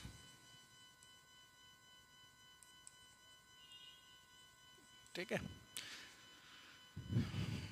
तो ये बच्चों हम लोगों को पहले से रिएक्शन पता है, दोनों अलग अलग हम लोगों ने पढ़ी हुई हैं, लेकिन ये वाली प्रोसेस जब साथ में करते हैं तो इस तरीके का हमें प्रोडक्ट मिलता है। नेक्स्ट रिएक्शन बच्चों ध्यान आ रही होगी आपको, फ्रॉम डाइजोनियम सॉल्ट। ये भी हम लोगों ने की थी। डाइजोनियम बनाया था, BDC बनाया था। सबसे पहले लिया था एनिलीन।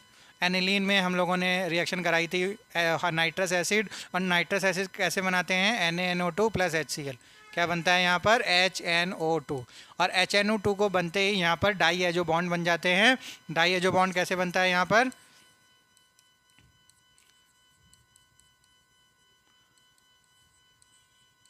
ठीक है, इसे बोलते हैं BDC यानी benzene diazonium chloride. Benzene diazonium chloride. अब इसमें अगर हम लोग कोई भी वाटर डाल देते हैं तो वाटर में से OH माइनस निकल के इस पर न्यूक्लियोफिलिक अटैक करके N2 को बाहर निकाल देता है और फिनॉल बन जाता है यहाँ से। तो ये हमारा डिज़ायर्ड प्रोडक्ट हमको मिल गया जो कि है फिनॉल। अब लास्ट मेथड देखेंगे हम लोग जो कि बिल्कुल नया प्रोसेस है, जो हम लोगों ने अभी तक नहीं देखा है, जो कि हमारा फ्रॉम क्यूमीन से हम लोग बनाएंगे फिनॉल। तो क्यूमीन क्या होता है हम लोगों को बस याद रखना है। क्यूमीन क्या होता है? क्यूमीन होता है ये क्या होता है? क्यूमीन। तो क्यूमीन को याद रखने के लिए बच्चों हम लोग कुछ इस तरीके से बना सकते हैं, ठीक है। इस तरीके से दोनों हाथ फैलाए हुए जो बेंजीन है वो खड़ा हुआ है। तो ये वाली जो हमारी चैन होती है इसको बोलते हैं आइसो प्रोपाइल। आइसोप्रोपाइल क्या होता है? आइसोप्रोपाइल CH3 ये इस चैन को जब हम लोग कहीं लगाते हैं तो बोलते हैं आइसोप्रोपाइल। इस चैन का नाम है कॉमन नेम। तो बेंजीन पर जब आइसोप्रोपाइल चैन लगी होती है तो उसका नाम हो जाता है क्यूमीन। अब इस रिएक्शन में सबसे पहला जो स्टेप होता है वो होता है O2 से रिएक्शन करना। किससे? O2 से, ऑक्सीजन गैस से। और यहाँ पर जो परऑक्साइड बॉन्ड बन जाता है, कहाँ पर? परऑक्साइड बॉन्ड बन जाता है। परऑक्साइड बॉन्ड क्या होता है? ये वाला बॉन्ड। कैसे याद रहेगा बच्चों? हम लोग ऐनक बना सकते हैं, ऐनक, गांधी जी का ऐनक। ये क्या है? Peroxide bond. परऑक्साइड बॉन्ड तो इंसर्ट हो जाता है इस H और C के बीच में परऑक्साइड बॉन्ड, इसीलिए इसका नाम होता है cumene hydroperoxide. Cumene hydroperoxide, hydroperoxide क्योंकि ये H के साथ ये परऑक्साइड बॉन्ड बन गया है। अब यहाँ पर क्या होता है, हम लोग एसिडिक मीडियम में हाइड्रोलिसिस कर देते हैं तो ये जो यहाँ पर अलग हो जाता है, OH फिर अटैक कर देता है यहाँ पर, और ये पूरा जो सेगमेंट है वो अलग होकर एसीटोन बना देता है। क्या बना देता है? एसीटोन। एसीटोन क्या होता है? C double bond O CH3 तो फिनॉल बनता है और साथ में हमारा बनता है एसीटोन। तो ये हमारी बिल्कुल नई प्रोसेस है फ्रॉम क्यूमीन। हमको याद रखना है, सबसे पहले आइसोप्रोपाइल सब्स्टिट्यूटेड बेंजीन को लेते हैं, ऑक्सीजन गैस से रिएक्शन कराते हैं, परऑक्साइड बॉन्ड बनता है और उसे बोलते हैं बेंजीन हाइड्रोपरऑक्साइड, क्यूमीन हाइड्रोपरऑक्साइड। और फिर उसके बाद हम लोग हाइड्रोलिसिस कराते हैं जिससे OH वहाँ पर अटैक करके हमारा फिनॉल बनाता है और साथ में एक सेगमेंट बनता है जिसको हम लोग एसीटोन बोलते हैं, एसीटोन। तो ये हो गई हमारी सारी के सारे मेथड्स किसके? Preparation of phenols. अब कुछ क्वेश्चंस हैं। अच्छा, ये क्वेश्चंस बच्चों क्या है? Show how are the following alcohol prepared by the reaction of a suitable Grignard reagent on methanol. बहुत इंपॉर्टेंट क्वेश्चन है। ये कुछ रिएक्शंस हैं तो ये तो सब बच्चों आपको अपने आप करना चाहिए। ये वाली वो वाली रिएक्शन है जब हम लोगों ने ग्रिग्नार्ड से 1 डिग्री 2 डिग्री 3 डिग्री अल्कोहल बनाया था। तो ये कह रहे हैं कि अगर कोई मेथेनल क्या होता है? HCHO, formaldehyde. मेथेनल से अगर कोई हमारा ग्रिग्नार्ड रिएजेंट रिएक्ट कर रहा है, ठीक है, तो हमारा एक बार प्रोडक्ट ये बनता है और एक बार प्रोडक्ट ये बनता है। दो अलग अलग क्वेश्चंस हैं तो उन दोनों में बताना है कि R क्या होगा। R कौन सा R हो जो ये वाला प्रोडक्ट बने, इसमें क्या R होगा जो ये वाला प्रोडक्ट बने। तो पूरी रिएक्शन करा के हम लोग देखेंगे। अच्छा, ये रिएक्शंस हैं, ये भी आसान है बच्चों। एसिड कैटालाइज्ड हाइड्रेशन है, ये हमारा माइल्ड रिड्यूसिंग एजेंट है, इसको रिड्यूस कर देगा। इसको रिड्यूस नहीं कर पाएगा, इसको रिड्यूस करने के लिए ईस्टर है तो बस H2PD चाहिए। अच्छा, ये क्या है? ये भी हमारा माइल्ड रिड्यूसिंग एजेंट है, CHO है, CHO से अल्कोहल बना देगा। बहुत इजी बच्चों। आप लोग पूरी NCERT को अगर कवर करते हैं तो ये जो क्वेश्चंस हैं बच्चों आप लोगों के लिए बहुत बहुत इजी हो सकते हैं, बहुत इजी बन जाते हैं, क्योंकि ईच एंड एवरी एस्पेक्ट जो NCERT में दिया होता है और उसको अगर हम समझ लेते हैं तो ये जो क्वेश्चन हैं वो इजी हो जाते हैं। और हमारे जो बोर्ड एग्ज़ाम और जो बेसिकली जो नीट का जो हमारा पैटर्न होता है वो भी बिल्कुल बेस्ड होता है हमारी NCERT पर।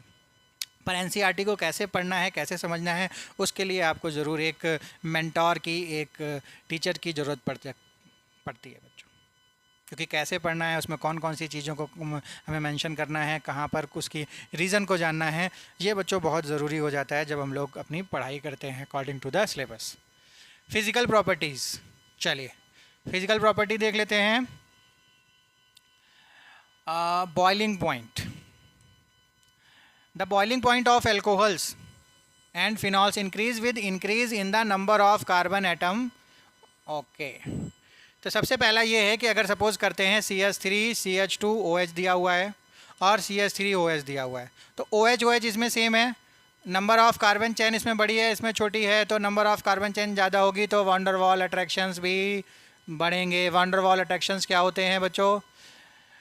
जब कोई पोलर चीज़ के बीच में अट्रैक्शन होता है तो उसे पोलर अट्रैक्शन बोलते हैं, डाइपोल अट्रैक्शंस बोलते हैं। अगर नॉन पोलर के बीच में अट्रैक्शन होता है तो उसे क्या बोलते हैं? नॉन पोलर अट्रैक्शंस, है ना। इंड्यूस्ड डाइपोल या इंड्यूस्ड डाइपोल इंटरेक्शन। तो वो जो इंड्यूस्ड डाइपोल होते हैं वो बच्चों बहुत ही वीक होते हैं और उन्हें हम लोग वॉन्डर वॉल फोर्सेस भी कहते हैं। जो इतने भी वीक फोर्सेस होते हैं, डाइपोल डाइपोल इंड्यूस्ड डाइपोल, ये सब हमारे वॉन्डर वॉल फोर्सेस होते हैं।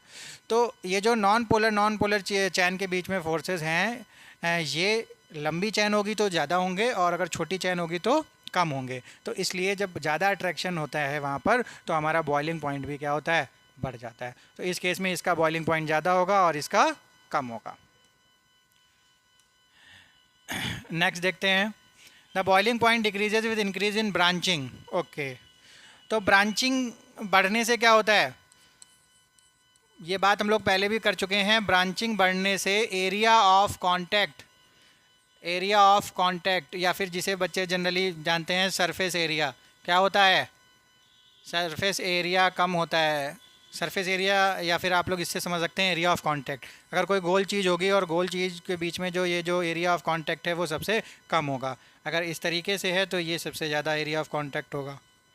तो ब्रांचिंग बढ़ने से बच्चों क्या होता है, इस तरीके का एरिया ऑफ कांटेक्ट कम होता है। एरिया ऑफ कांटेक्ट कम होता है तो बॉइलिंग पॉइंट भी डिक्रीज़ होगा, यानी ब्रांचिंग बढ़ेगी तो बॉइलिंग पॉइंट डिक्रीज़ होगा। ठीक है, नेक्स्ट क्या है, अच्छा, OH group in the alcohol and phenol involve in intermolecular hydrogen bonding as shown in below. अब अगर बात कर लेते हैं कोई CH3CHO और बात कर लेते हैं CH3CH2OH, तो ये हमारा एल्डिहाइड है और ये अल्कोहल है। तो इन दोनों में अगर हम लोग देखें तो दोनों पोलर हैं बच्चों, लेकिन अल्कोहल में हमारे पास होती है हाइड्रोजन बॉन्डिंग। तो हाइड्रोजन बॉन्डिंग की वजह से इसके इंटरेक्शन थोड़े से और ज़्यादा अट्रैक्शन हो जाता है बिटवीन मॉलिक्यूल एंड मॉलिक्यूल। तो ये वाला जो बॉइलिंग पॉइंट होता है वो इससे क्या हो जाएगा, ज़्यादा हो जाएगा। तो जहाँ पर हाइड्रोजन बॉन्डिंग है वो वॉन्डर वॉल के केस में, वीक वॉन्डर वॉल फोर्सेस के केस में सबसे ज़्यादा जो अट्रैक्शन होता है वो हाइड्रोजन बॉन्डिंग में ही होता है। तो हाइड्रोजन बॉन्डिंग पाई जाती है अल्कोहल्स में। तो यहाँ पर साफ साफ देखने को हमको दिख रहा है साफ। फिनॉल में भी हमारे पास हाइड्रोजन बॉन्डिंग है और यहाँ पर अल्कोहल में भी हाइड्रोजन बॉन्डिंग होती है, CH3OH। तो अगर कोई दूसरा CH3OH है तो इस तरीके से हाइड्रोजन बॉन्डिंग होगी। ठीक है,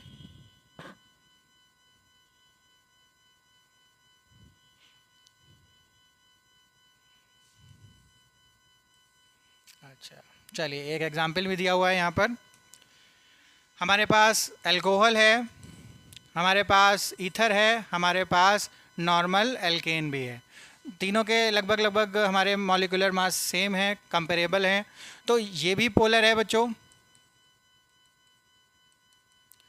ये भी पोलर है, ये नॉन पोलर है। तो सबसे कम तो इसका होगा, ठीक है, थर्ड नंबर हो जाता है इसका बॉइलिंग पॉइंट का। इन दोनों में दोनों पोलर हैं तो किसका ज़्यादा होगा, अभी हम लोगों ने बात की इसके पास होती है हाइड्रोजन बॉन्डिंग, क्योंकि इसके पास हाइड्रोजन भी है और इलेक्ट्रोनिगेटिव एटम भी है।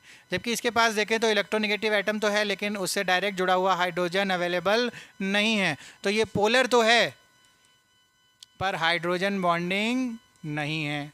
ये पोलर भी है, हाइड्रोजन बॉन्डिंग भी है, तो अट्रैक्शन ज़्यादा होंगे। तो नंबर 1 अल्कोहल, नंबर 2 ईथर और नंबर 3 हाइड्रोकार्बन। ओके, तो लिखा है high boiling points of alcohols are mainly due to the presence of intermolecular hydrogen bonding in them which is lacking in ethers and hydrocarbon. अब next बात करते हैं solubility की। Solubility,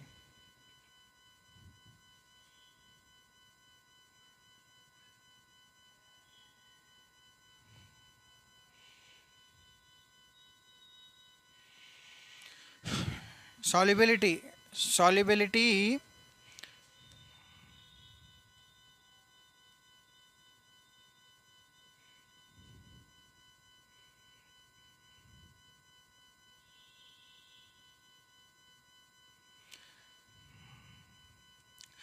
solubility क्या होती है बच्चों, वाटर और अल्कोहल कौन नहीं जानता कि ये सबसे अच्छे बच्चों मिसिबल होते हैं।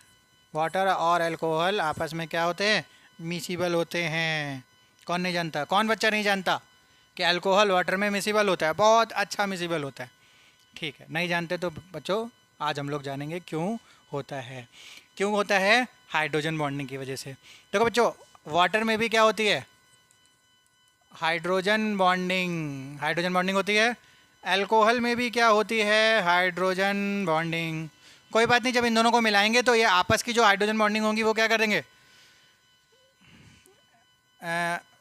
इन दोनों की हाइड्रोजन बॉन्डिंग भी हो जाएगी। जैसे अब जैसे H2O है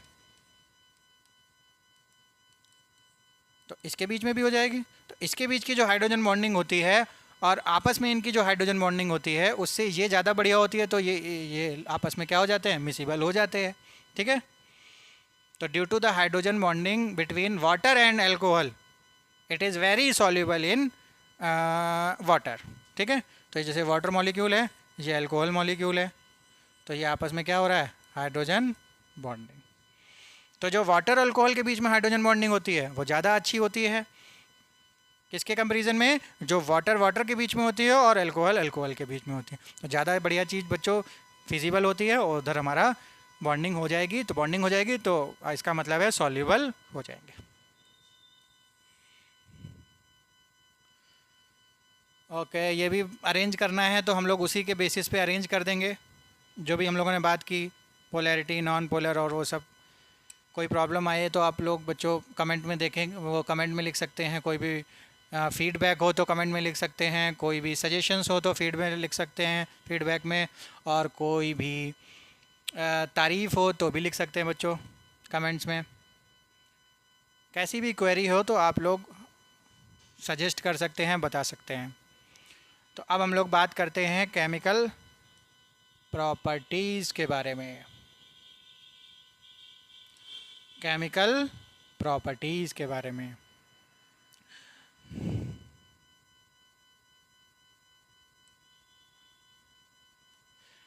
chemical properties, chemical reaction of alcohols. तो हमारी जितनी भी फिज़िकल प्रॉपर्टी थी और प्रिपरेशन थी वो हम लोग फिनिश कर चुके हैं। ठीक है, एल्कोहल और फिनॉल की, एल्कोहल और फिनॉल की, ईथर की हम लोग देखेंगे अभी आगे। तो केमिकल रिएक्शन में यहाँ पर क्या कर रहा है कि जो एल्कोहल होता है वो एज अ न्यूक्लियोफाइल भी काम करता है। अरे वाह। और एल्कोहल जो होता है वो एज इलेक्ट्रोफाइल भी काम करता है। अरे वाह। तो कैसे करता है, चलो पहले न्यूक्लियोफाइल देखते हैं। ROH, O के पास होते हैं बच्चों लोन पेयर ऑफ इलेक्ट्रॉन्स, और अगर कोई इलेक्ट्रोफिलिक सेंटर मिलता है तो वो उस पर अटैक कर देगा। अटैक कर देगा तो इसका मतलब है ये क्या है, ये न्यूक्लियोफाइल है। अच्छा, इलेक्ट्रोफाइल कैसे काम करता है, प्रोटोनेटेड अल्कोहल। क्या प्रोटोनेटेड अल्कोहल क्या होता है, प्रोटोनेटेड होता है कि अगर इसके पास एक प्रोटॉन चला जाए तो अब क्या हो गया, ये प्रोटोनेटेड अल्कोहल है। क्या ये प्रोटोनेटेड अल्कोहल, तो बच्चों एज अ इलेक्ट्रोफाइल ही काम करेगा। क्यों करेगा, क्योंकि ये देखो पॉजिटिव बन गया इसके ऊपर। अब इसके ऊपर कोई अटैक होगा किसी न्यूक्लियोफाइल का, ठीक है। जैसे ये अल्कोहल है, H+ आया, प्रोटोनेटेड हो गया। अब क्या हुआ, Br- ने इस पर अटैक किया, तब ये लीव कर गया। तो इसका मतलब है इस पर अटैक होगा और इस केस में ये अटैक करेगा। तो ये न्यूक्लियोफाइल भी काम कर रहा है और एज अ इलेक्ट्रोफाइल भी काम कर रहा है। ठीक है। Reaction of involving cleavage of OH bonds. ठीक है, तो दो तरीके से हमारा जो ROH होता है वो टूटता है। एक तो यहाँ से भी टूट सकता है और एक क्लीवेज हो सकती है यहाँ से। अभी हम लोगों ने देखा जब प्रोटोनेटेड था तो यहाँ से क्लीवेज हो रहा था, जब एज अ इलेक्ट्रोफाइल काम कर रहा था तो यहाँ से क्लीवेज हो रहा था। तो हम लोग सबसे पहले देखेंगे reaction involving cleavage of OH bond, यानी ये वाली जो ब्रेकेज है O और H के बीच में जो यहाँ पर क्लीवेज हो रहा है उसको हम लोग सबसे पहले यहाँ पर देखने वाले हैं। तो सबसे पहली प्रॉपर्टी होती है acidity of alcohol and phenols. तो ये प्रॉपर्टी है acidic property of alcohol and phenol. तो यहाँ पर जो ROH होता है, तो जब H निकल जाएगा तो बनेगा RO माइनस और H प्लस। तो कोई भी जब H प्लस डोनेट करता है तो उसको हम लोग एसिड बोलते हैं। तो ये बच्चों एज अ एसिड काम कर रहा है और इसको बोलते हैं हम लोग एल्कोक्साइड आयन। एल्कोक्साइड आयन ये बच्चों बहुत इंपॉर्टेंट है, ध्यान रखना है। इसको क्या बोलते हैं? Alkoxide ion. अब ये R अगर मिथाइल हुआ तो मेथॉक्साइड हो जाएगा, अगर ये C2H5 हुआ तो ये एथॉक्साइड आयन हो जाएगा। जिस तरीके से हमारा R होगा वो हमारा यहाँ पर काम कर जाएगा। तो ये हमारा एसिड प्रॉपर्टी इस तरीके से दिखाता है। अब अगर हमारा यहाँ पर फिनॉल हो,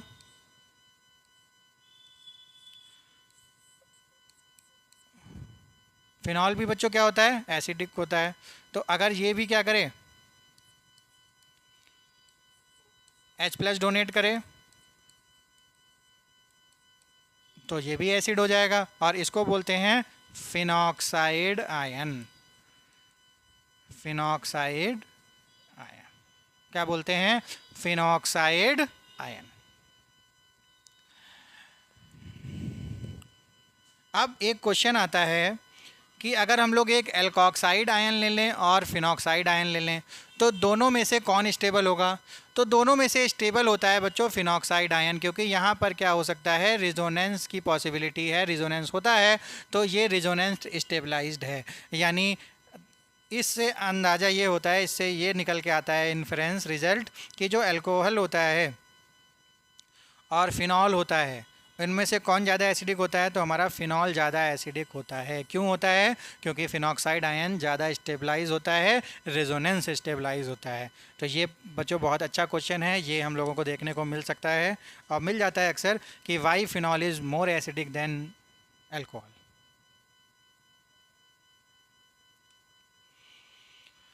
तो अब एसिडिक होता है अल्कोहल फिनॉल, तो उसकी प्रॉपर्टीज़ किस तरीके की रिएक्शन देता है? तो सबसे पहली रिएक्शन जो होती है वो है रिएक्शन विद मेटल्स। तो हम लोगों ने 10th क्लास में पढ़ा होगा बच्चों कि एसिड की अगर मेटल से रिएक्शन हो, एसिड प्लस मेटल, तो हमको क्या मिलता है? Salt plus hydrogen gas. ठीक है। और अगर एसिड की बेस से रिएक्शन हो तो मिलता है salt plus water. Salt plus water. तो यहाँ पर मेटल से रिएक्शन कर रहे हैं, ROH Na, तो सॉल्ट बन गया हमारा और ये हाइड्रोजन गैस बन गया। ये वाली ये भी अल्कोहल है, इसने Al से सॉल्ट बनाया और हाइड्रोजन गैस बना लिया। अब सॉल्ट जैसे क्या है? Al+3 होता है और सोडियम Na+ में सॉल्ट बनाता है। तो यहाँ तो Na+ और RO- मिल गए। यहाँ पर Al+3 तो क्या हो जाएगा? अब ये R- है, RO- है और ये Al+3 है, तो ये क्या हो जाएगा? क्रॉस, ये 1 ये 3, तो ये R3Al। इस तरीके का सॉल्ट बनेगा। तो यही है R3Al। ठीक है, एल्युमिनियम टर्ट ब्यूटॉक्साइड। अच्छा, फिनॉल के केस में इसने मेटल से रिएक्शन करी तो भी बच्चों सॉल्ट बना, सोडियम फिनॉक्साइड, और साथ में क्या हुआ? Hydrogen gas.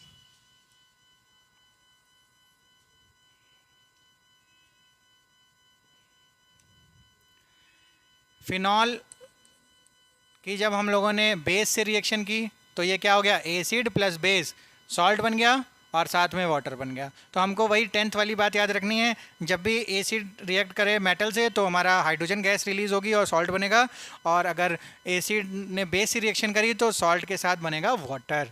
तो सॉल्ट तो बच्चों जानते ही हैं, यहाँ से बना हमारा फिनॉक्साइड आयन और यहाँ से निकला Na+, तो बना हमारा सोडियम फिनॉक्साइड। तो आई होप कि आसान हो गई होंगी रिएक्शन इस previous knowledge of 10th class से, कि हमें सॉल्ट कैसा मिलेगा और वाटर मिलेगा या फिर हाइड्रोजन गैस मिलेगी। अब यहाँ पर बच्चों हमें दिखाया गया कि कैसे एसिड काम करता है, हमारा ब्रॉन्स्टेड एसिड, और कैसे कॉन्जुगेट बेस बनता है। वो तो हम लोग जानते ही हैं, चलो एक बार फिर से बात कर लेते हैं। जैसे हमारा कोई एसिड है ROH और कोई B बेस है, ठीक है, तो यहाँ से H+ निकलेगा और B इसमें RO- आया और BH बन गया। तो ये एसिड है और ये बेस है। तो जो एसिड से ये क्या बना? ये बेस बना, और इस बेस को बोलेंगे कॉन्जुगेटेड बेस। कॉन्जुगेटेड बेस, ये कौन सी थ्योरी थी बच्चों? Bronsted and Lowry acid and base theory. और जो बेस से हमारा बना वो बनेगा एसिड, और ये कैसा एसिड हुआ? Conjugated acid. ठीक है, तो ये पुरानी थ्योरी है, ये तो हम लोग जानते ही हैं कि एसिड का जो कॉन्जुगेट बेस बनता है और बेस से कॉन्जुगेट एसिड बनता है।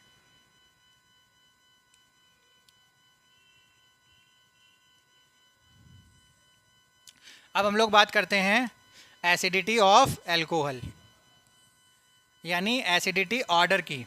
अगर हम लोग यहाँ पर 3 अल्कोहल ले लेते हैं, प्राइमरी अल्कोहल, सेकेंडरी अल्कोहल और टर्शरी अल्कोहल, तो इन तीनों में सबसे ज़्यादा एसिडिक कौन होगा? सबसे ज़्यादा एसिडिक कौन होगा? तो चलिए यहाँ देखते हैं, ये OH है। तो बच्चों एसिड तब होगा जब ये अपना H निकाल देगा।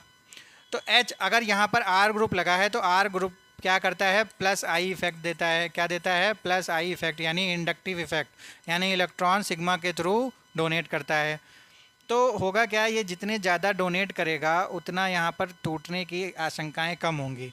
अब अगर इस CH2 के पीछे अगर कोई इलेक्ट्रॉन विड्रॉइंग ग्रुप लगा होता तो ये क्या करता? ये इसके इलेक्ट्रॉन को खींचता, तो ये इसके शेयर पेयर ऑफ इलेक्ट्रॉन को खींचता और ये आसानी से निकल जाता। तो ये जो R है ये इसको निकालने में क्या कर रहा है? मुश्किलें बढ़ा रहा है। तो जितने ज़्यादा R होंगे उतनी ज़्यादा मुश्किलें होंगी, तो जितने ज़्यादा R उतनी ज़्यादा कम या उतने कम एसिडिक प्रॉपर्टी होगी। तो सबसे ज़्यादा एसिडिक प्रॉपर्टी होगी प्राइमरी की, जिसमें 1 R है। जिसमें 2 R हैं उसकी थोड़ी और कम होगी, और सबसे कम किसकी होगी? 3 डिग्री की। क्यों हो गया? इस प्रॉपर्टी की वजह से। EWG ग्रुप होता तो इलेक्ट्रॉन खींचता तो आसानी से शेड पे ऑफ इलेक्ट्रॉन खींच लेता और ये H+ निकल जाता। H+ निकलना मतलब एसिडिक। और यहाँ पर है हमारा EDG ग्रुप। तो हमारा जो अल्कोहल है उसकी जो एसिडिटी वाली ऑर्डर है वो है 1 डिग्री, 2 डिग्री और 3 डिग्री।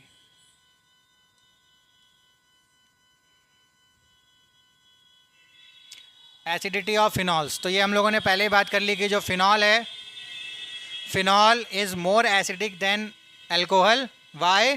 बिकॉज यहाँ पर जो फिनॉक्साइड आयन बनता है वो बहुत अच्छे से रिजोनेंस स्टेबलाइज्ड होता है, बहुत अच्छे से रिजोनेंस स्टेबलाइज्ड होता है। That is Y phenol is more acidic than alcohol. ये हमारा रिजोनेंस है फिनॉक्साइड आयन का।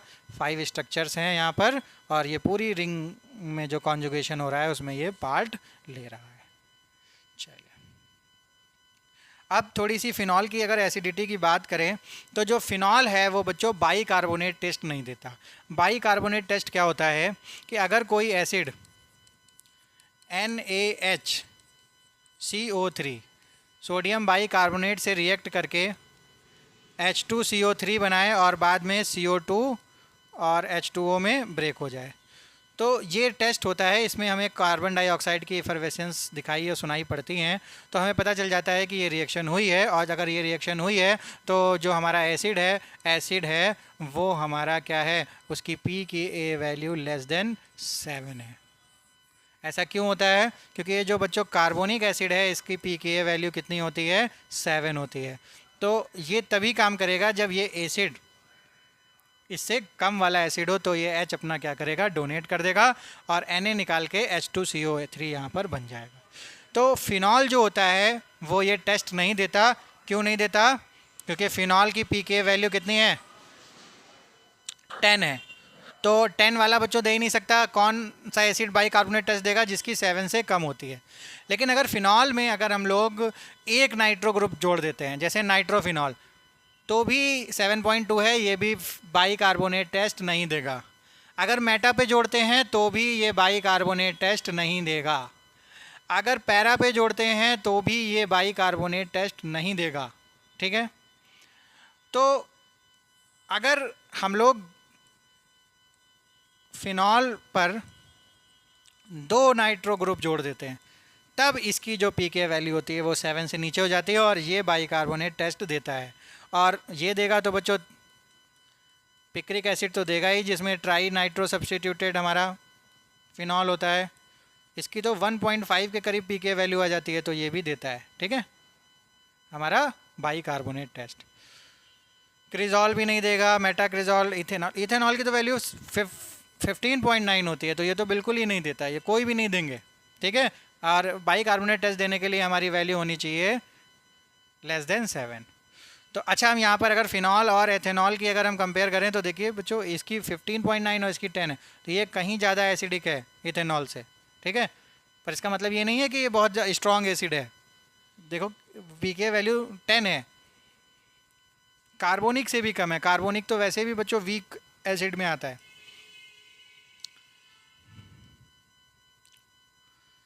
ठीक है, अब हम लोग नेक्स्ट प्रॉपर्टी पढ़ेंगे। It is very very very important property, that is known as esterification. बहुत इंपॉर्टेंट है, और इसकी हम लोगों ने अभी बात की थी जब हम लोगों ने LiAlH4 यानी लिथियम एल्युमिनियम हाइड्राइड का अल्टरनेट हम लोगों ने देखा था ईस्टर बना के H2PD से, ईस्टर को रिड्यूस करा था H2PD से और बनाया था हम लोगों ने अल्कोहल। तो उससे पहले हमने ईस्टर बनाने से पहले हमने ईस्ट्रीफिकेशन किया था, किसका? कार्बोक्सिलिक एसिड का। तो चलिए देखते हैं डिटेल में क्या होती है ईस्ट्रीफिकेशन, क्यों ये हमारी इतनी इंपॉर्टेंट रिएक्शन है। ईस्ट्रीफिकेशन नाम से ही जैसे पता चल रहा है कि हमारी ईस्ट्रीफिकेशन में जो प्रोडक्ट है वो क्या है? ईस्टर है। और किससे किससे बनता है? अल्कोहल से बनता है। किससे बनता है? अल्कोहल से बनता है। और अल्कोहल में हम लोग क्या डालते हैं? Carboxylic acid. कार्बोक्सिलिक एसिड डालते हैं। तो कार्बोक्सिलिक एसिड से ही बन सकता है हमारा अल्कोहल ईस्टर, या और भी कोई किसी चीज़ से बन सकता है। बच्चों हमारा एसाइल क्लोराइड से भी बन सकता है। एसाइल क्लोराइड से भी बन सकता है, अल्कोहल सेम है। हमारा एनहाइड्राइड से भी बन सकता है, अल्कोहल सेम रहेगा। इन तीनों से हमारा ईस्टर बन सकता है। तो बच्चों ये एक तरीके का टेस्ट भी होता है। हमारा जो 12th के प्रैक्टिकल्स होते हैं उसमें ये प्राइमरी आइडेंटिफिकेशन होता है कि ये हमारा एसिड है या अल्कोहल है। एसिड का, कार्बोक्सिलिक एसिड का हम लोग जनरली क्या करते हैं? टेस्ट लेते हैं। तो क्यों एज अ टेस्ट ये यूज़ होता है? क्या ईस्टर की कुछ फिजिकल प्रॉपर्टी ऐसी होती है जिससे हमें पता चल जाता है कि ईस्टर बन गया? बिल्कुल होती है। इसकी बच्चों स्मेल होती है हमारी। कैसी होती है? फ्रूटी स्मेल होती है, अच्छी स्मेल होती है बच्चों। किसी फ्रूट की स्मेल नहीं आती। अब ये तो हम लोग यहाँ पर नहीं बता सकते कि कैसी स्मेल आती है, कैसी फ्रूटी स्मेल होती है ईस्टर की, लेकिन इसको बच्चों आप लोगों को फील करना पड़ेगा। That is why practicals are so important, क्योंकि वो आपको फील कराते हैं कि एग्जैक्टली ईस्टर की स्मेल कैसी होती है, एग्जैक्टली एसिटिक एसिड की स्मेल कैसी होती है, या फिर और भी चीज़ों की स्मेल कैसी होती है, दिखते कैसे हैं। तो कुछ चीज़ों के लिए बच्चों आपको रियलिस्टिक चीज़ें आपको देखनी पड़ती हैं। तो हमें कभी कभी अपने लैब्स में जाना होता है, तो ये सारी चीज़ें इसी तरीके से डिज़ाइन की जाती हैं कि जिससे आपको क्या हो? अनुभव हो सके, एक्सपीरियंस हो सके। तो बहुत सारे कॉन्सेप्ट आए हैं आजकल, वर्चुअल लैब। तो वर्चुअल लैब ठीक है, लेकिन बच्चों कुछ चीज़ों का अल्टरनेट पॉसिबल नहीं होता कभी भी। अब अगर हम लोग आपसे बोलें कि स्मेल फ्रूटी, तो ये नहीं बताया जा सकता कहीं पर जब तक आप लोग इसका अनुभव ना करें। तो ये हमारा टेस्ट इसलिए होता है क्योंकि एक ऐसी स्मेल आती है और इसकी स्मेल को तुरंत पहचान के हम लोग बता सकते हैं कि हमने कौन सा रिएजेंट लिया था। हमारा एसिड था, कार्बोक्सिलिक एसिड। तो यहाँ पर क्या है? यहाँ पर हम लोगों ने अल्कोहल लिया, और यहाँ पर अल्कोहल है, यहाँ पर भी अल्कोहल है। तीनों अल्कोहल के साथ एक बार हमने एसिड लिया, एक बार हम लोगों ने एनाइड्राइड लिया, और एक बार हमने एसाइल। तीनों का हम लोग बना के दिखा देते हैं।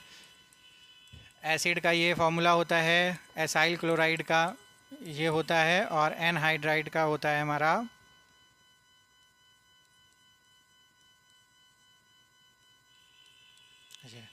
तो इसमें क्या होता है? ROH में से H हटा और इसमें से ये पूरा हटता है, ठीक है।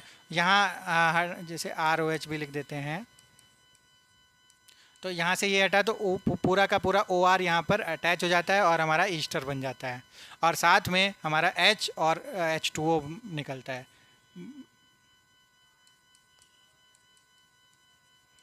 Plus H2O। इसमें हमारा क्या हुआ? इसमें H निकला और ये Cl निकला। HCl हमारा बाई प्रोडक्ट बना और ये बना, तो इसमें HCl बाई प्रोडक्ट बना और साथ में ये ईस्टर बना। इसमें क्या निकलता है बच्चों? इसमें ये पूरा निकलता है, इसमें ये निकला और प्लस साथ में ये हमारा एक और हमको 2 मोल मिल जाते हैं यहाँ पर,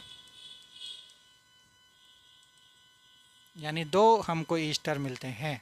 ठीक है, एक एराइल वाला मिल गया, एक एल्काइल वाला मिल गया, क्योंकि हमने एक बार एराइल लिया था, एक बार एल्काइल। तो ये तीनों का डिस्कशन हम लोग पहले भी कर चुके हैं कि तीनों से हमें एक ईस्टर मिलता है, और ईस्टर की फिजिकल प्रॉपर्टी क्या होती है कि वो स्मेल करता है फ्रूटी, जिससे कि हम लोग पहचान जाते हैं। ये दोनों एसिडिक मीडियम में होते हैं, इसमें हम लोग as a solvent pyridine use करते हैं बच्चों। ओके, अब एक और हमारी ईस्टरिफिकेशन का बहुत अच्छा एग्जाम्पल है हमारे सामने। एक दवाई होती है बच्चों, मेडिसिन होती है एस्पिरिन। एस्पिरिन को हम लोग कैसे बनाते हैं? एस्पिरिन का यूज़ हम लोग करते हैं एज अ मेडिसिन, और उसको बनाने के लिए हमको यही वाली प्रोसेस काम में आती है, दैट इज़ ईस्टरिफिकेशन।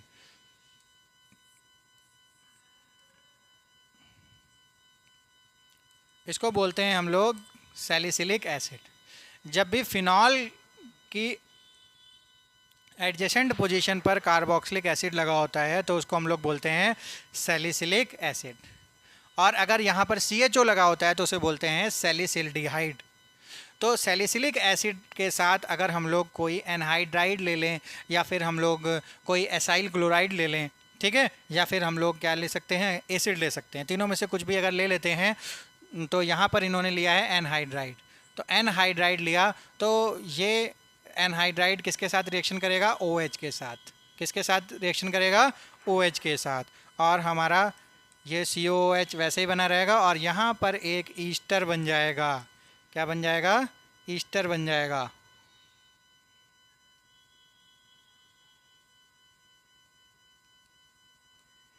तो ये बन गया ईस्टर। तो इसको बोलते हैं एस्पिरिन, इसका ये मेडिसिनल नेम है, और इसका जो केमिकल नेम है वो है एसिटाइल सैलिसिलिक एसिड। एसिटाइल क्यों? क्योंकि एसिटाइलेशन हो गया है, और सैलिसिलिक एसिड ये होता है। ठीक है, तो एस्पिरिन होता है हमारा एसिटाइल सैलिसिलिक एसिड, और साथ में एनहाइड्राइड है तो एक और हमारा एसिड बन गया। अगर हम लोग एसाइल क्लोराइड लेते तो यहाँ पर इसकी जगह क्या बनता? HCl। अगर हम लोग यहाँ पर एसिड लेते तो हमारा क्या बनता? H2। बाई प्रोडक्ट भी बच्चों ध्यान रखने हैं यहाँ पर। तो ये इंपॉर्टेंट हो जाता है क्योंकि इसमें बहुत अच्छा प्रोडक्ट बन रहा है हमारा एस्पिरिन। चलो, अब हम लोग दूसरी बॉन्ड को देखते हैं। पहले हम लोगों ने देखा था ROH में H बॉन्ड, O और H के बॉन्ड के बीच में ब्रेकेज। अब हम लोग देखेंगे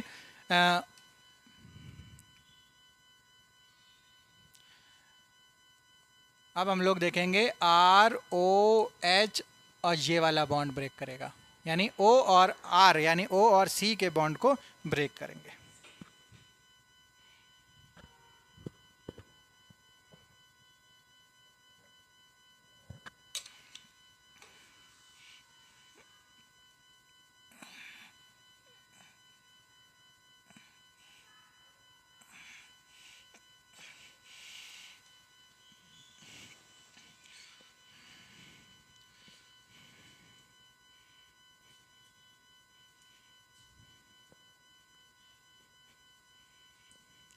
चलिए देखते हैं। तो सबसे पहली जो रिएक्शन है हमारी वो है reaction with hydrogen halide. Reaction with hydrogen halide, hydrogen halide मतलब जैसे HBr, HX या HCl टाइप ऐसी। और दूसरी है रिएक्शन विद फॉस्फोरस ट्राइलहाइड यानी PCl3। और चलिए, तो ये दोनों सही नहीं बच्चों, एक रिएक्शन हम लोगों ने पढ़ी थी। हम लोगों ने जब हम लोग हेलो एल्केन हेलो एरीन्स पढ़ रहे थे तो पहली रिएक्शन थी हमारी कि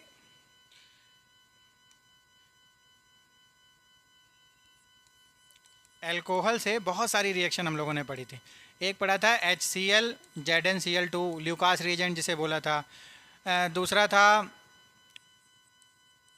NaBr plus H2SO4।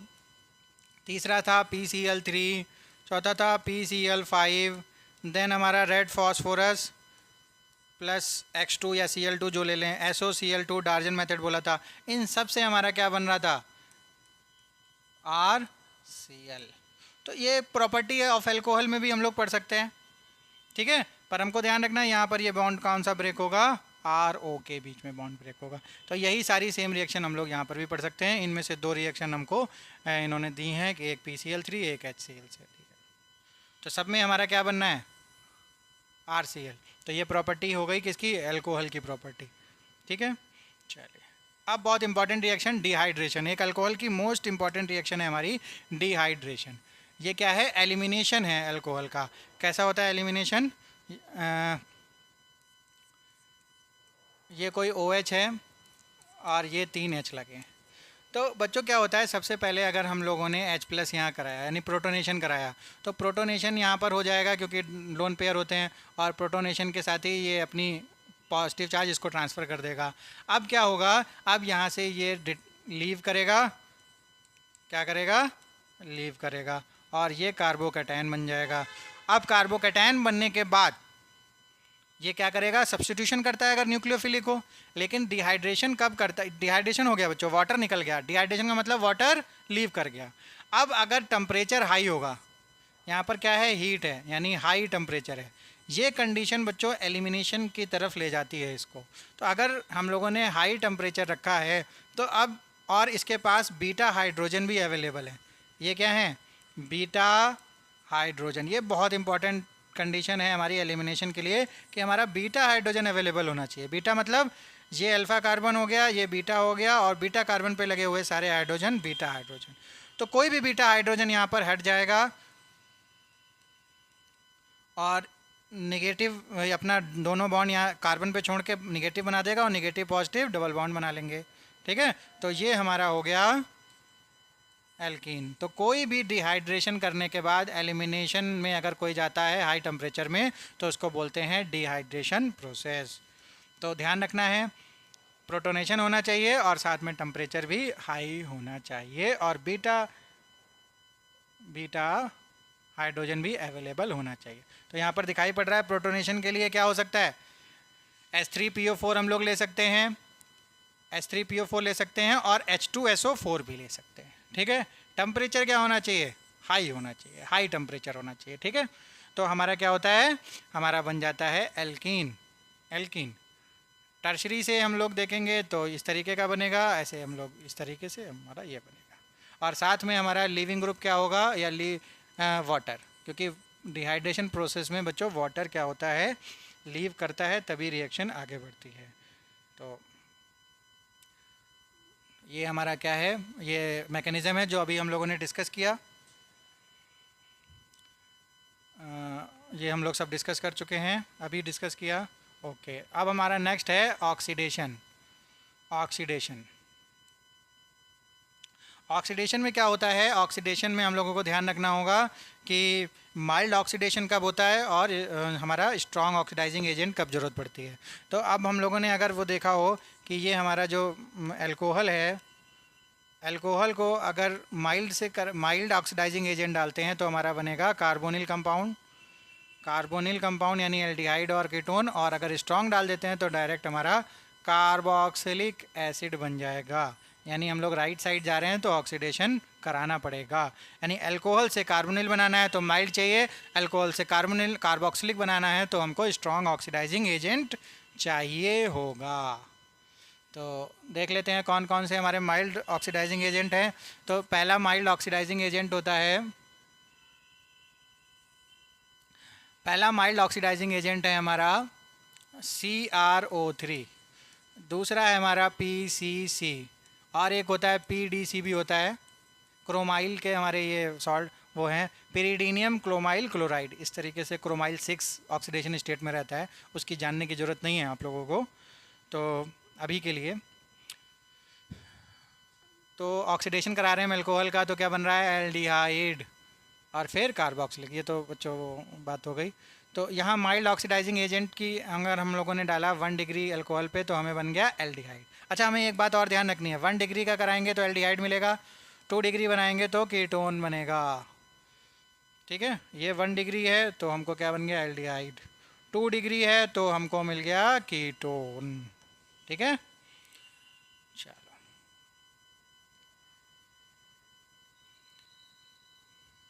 Tertiary alcohol do not undergo oxidation reaction.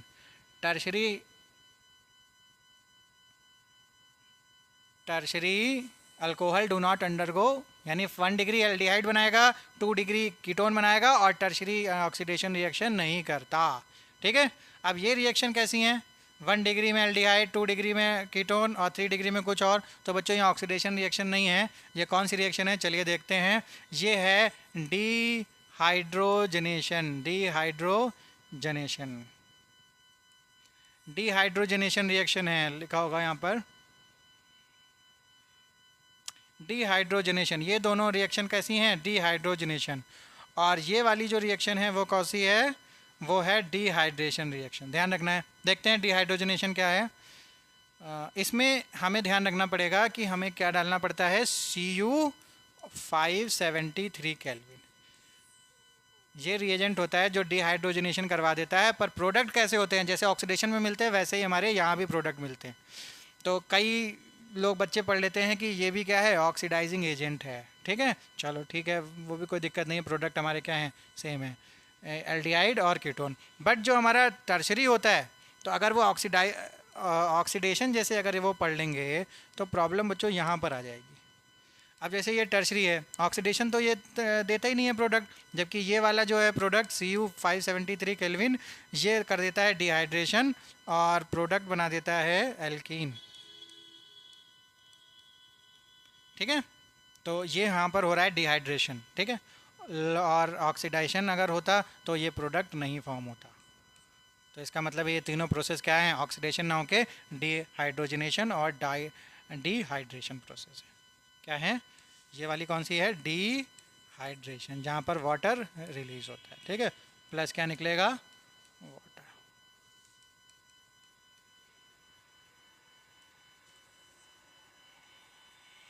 Reaction of phenols.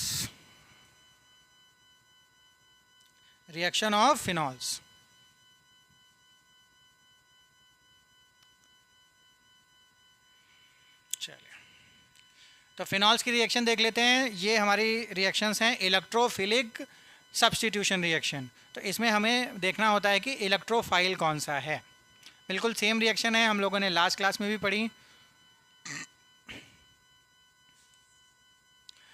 तो फिनॉल में अगर बच्चों HNO3 डालते हैं डाइल्यूट, तो ये यहाँ पर NO2 प्लस जनरेट होता है। कैसे होता है ये डिटेल में देख लीजिएगा, बहुत बार बच्चों हम लोग डिस्कस कर चुके हैं। NO2 प्लस जनरेट हुआ एज ए इलेक्ट्रोफाइल और इसने ऑर्थो एंड पैरा पोजीशन पर अटैक किया, क्योंकि ये जो हमारा OH होता है ये प्लस R इफेक्ट दिखाता है, ऑर्थो एंड पैरा पर नेगेटिव चार्ज की डेंसिटी बढ़ाता है, इसलिए इलेक्ट्रोफाइल अटैक करते हैं ऑर्थो और पैरा पोजीशंस पर। ठीक है, और इसमें भी जो मेजर होता है वो कौन सा होता है? पैरा वाला होता है। ठीक है, अब यहाँ पर एक बात आई है कि जो पैरा और ऑर्थो सब्स्टिट्यूटेड फिनॉल बना है उसको हम लोग कैसे सेपरेट कर सकते हैं? तो कैसे कर सकते हैं? By steam distillation. अब स्टीम डिस्टिलेशन का मतलब है कि स्टीम मतलब उड़ा के कर सकते हैं, ये तो इसका मतलब है बॉइलिंग पॉइंट डिफरेंट होना चाहिए। ऑर्थो और पैरा दोनों का बॉइलिंग पॉइंट क्या होना चाहिए? डिफरेंट होना चाहिए। तो ऐसा क्यों होता है, डिफरेंट क्यों होता है? ऑर्थो वाला बनाता है बच्चों इंट्रामॉलिक्यूलर हाइड्रोजन बॉन्डिंग, क्योंकि यहाँ पर वो यहाँ पॉजिटिव है और ये नेगेटिव है, तो ये इतने पास आ जाते हैं कि आपस में हाइड्रोजन बॉन्डिंग आपस में ही बना लेते हैं। और ये दूसरे मॉलिक्यूल के साथ बनाता है पैरा वाला। तो बॉइलिंग पॉइंट का मतलब होता है कि मॉलिक्यूल के बीच के अट्रैक्शन को तोड़ना। तो बच्चों ये अट्रैक्शन मॉलिक्यूल के बीच का है, और ये अट्रैक्शन मॉलिक्यूल और मॉलिक्यूल के बीच का नहीं है, ये एक ही मॉलिक्यूल के बीच में अट्रैक्शन बन गया है। तो इसका मतलब ये है कि हमारा जो बॉइलिंग पॉइंट है वो पैरा वाले का ज़्यादा होगा, इसका बॉइलिंग पॉइंट क्या होगा?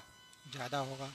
तो जब हम लोग स्टीम करेंगे तो सबसे पहले कौन स्टीम हो जाएगा? जिसका बॉइलिंग पॉइंट कम होगा, यानी ये पहले स्टीम हो जाएगा। तो ortho nitrophenol is steam volatile due to intramolecular hydrogen bonding. पैराना इज़ लेस वोलेटाइल, ये कम वोलेटाइल होगा क्योंकि इसका बॉइलिंग पॉइंट हाई है। ये ज़्यादा वोलेटाइल होगा क्योंकि इसका बॉइलिंग पॉइंट कम है। समझ में आया? क्यों है? क्योंकि हम लोग मॉलिक्यूल के बीच के अट्रैक्शन को तोड़ रहे हैं, ना कि किसी मॉलिक्यूल को ही तोड़ रहे हैं। तो ये बनाता है मॉलिक्यूल, मॉलिक्यूल के बीच में हाइड्रोजन बॉन्डिंग, और ये बनाता है मॉलिक्यूल के अंदर ही अपनी हाइड्रोजन बॉन्डिंग। आई होप आपको समझ आ गया होगा क्यों किस तरीके से हम लोग स्टीम डिस्टिलेशन कर लेते हैं। अब अगर हम लोगों ने डाइल्यूट की जगह कंसनट्रेटेड HNO3 डाला इसमें, तो बच्चों ये ट्राई सब्सटीट्यूटेड बन जाता है, जिसे हम लोग पिक्रिक एसिड बोलते हैं। लास्ट चैप्टर में भी हम लोगों ने पिक्रिक एसिड के बारे में अच्छे से पढ़ा था। जब फिनॉल पर 3 सब्सटीट्यूट हो जाते हैं NO2, तो इसे बोलते हैं पिक्रिक एसिड। चलो, अच्छा, हैलोजिनेशन में भी बच्चों ये वाला केस आता है कि अगर फिनॉल में हमने Br2 डाला तो ये Br+ के रूप में इलेक्ट्रोफाइल जनरेट होता है, और एक बार ऑर्थो एक बार पैरा में, पैरा वाला मेजर है। लेकिन अगर हम लोग Br+ के साथ H2O डाल देते हैं, यहाँ Br+ के साथ डाला था CH2, तो CH2 क्या होता है, ये बच्चों पोलर तो है लेकिन इसका नेट डाइपोल मोमेंट क्या है, 0। तो इसका मतलब है non polar as a treat करते हैं, जबकि हमारा ये H2O क्या है, पोलर है। क्या है, पोलर है। तो पोलर की वजह से ये जो Br+ हैं ये बहुत ज़्यादा अमाउंट में बन जाते हैं, और केवल एक जगह सब्सटीट्यूट ना होकर तीनों जगह सब्सटीट्यूट हो जाते हैं, जिसे बोलते हैं 2,4,6 ट्राई ब्रोमोफिनॉल, यानी ट्राई सब्सटीट्यूटेड फिनॉल। तो ध्यान रखेंगे, जब हम लोगों ने H2O डाला तो 3 सब्सटीट्यूट हो गए तीनों पोजीशंस पे। अगर हमने CH2 डाला है तो केवल ortho and para substituted phenol हमको मिल रहा है।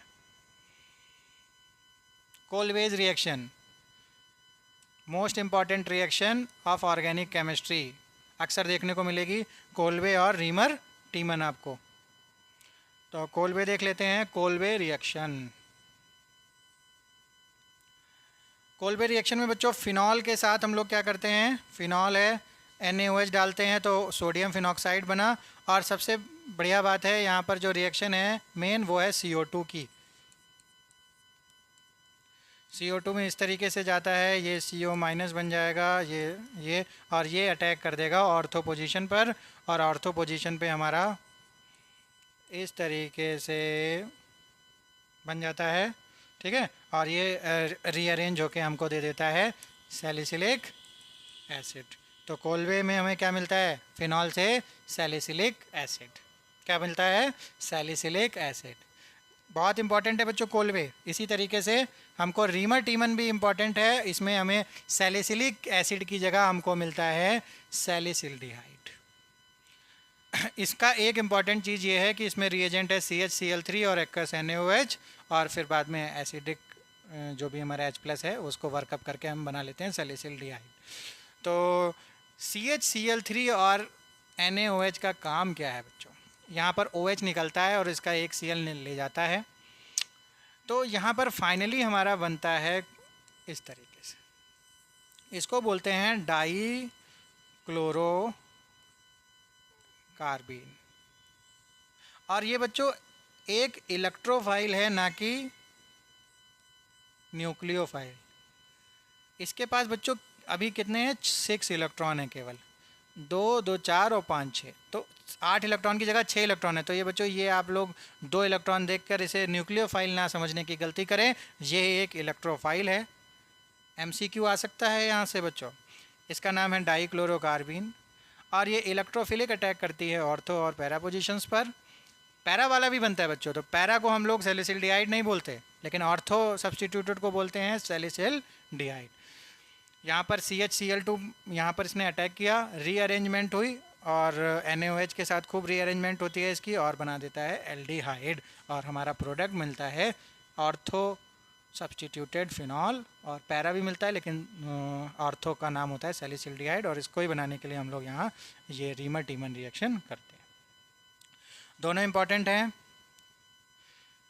ये बच्चों रिडक्शन रिएक्शन है फिनॉल की, जिंक डस्ट डालते हैं, सीधे फिनॉल से हमें मिल जाता है बेंजीन। कन्वर्जन के लिए बहुत इंपॉर्टेंट रिएक्शन है, जहाँ हम लोगों को कन्वर्जन करना पड़ता है, अक्सर बेंजीन बनाना पड़ता है, तो फिनॉल से हम लोग आराम से बना सकते हैं। और फिनॉल को हम लोग और किसी से बहुत अच्छे से बना सकते हैं, एनिलीन से फिनॉल बना सकते हैं, बहुत सारे चीज़ों से हम लोग फिनॉल बना सकते हैं। तो कन्वर्जन में बच्चों बहुत ही काम आने वाली रिएक्शन कि फिनॉल का हम लोग जिंक डस्ट से रिडक्शन करा के बेंजीन बना दिया। सिमिलरली इसका हम ऑक्सीडेशन करा के बेंजोक्विनोन बना सकते हैं। ये एज इट इज़ रिएक्शन हमको कहीं देखने को मिल सकती है इसी नाम के साथ, बेंजोक्विनोन। ऑक्सीडाइजिंग एजेंट है हमारा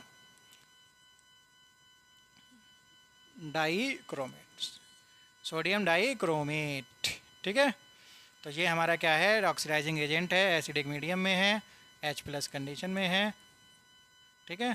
तो इस तरीके का हमारा बन गया बेंजोक्विनोन, बेंजोक्विनोन, ठीक है।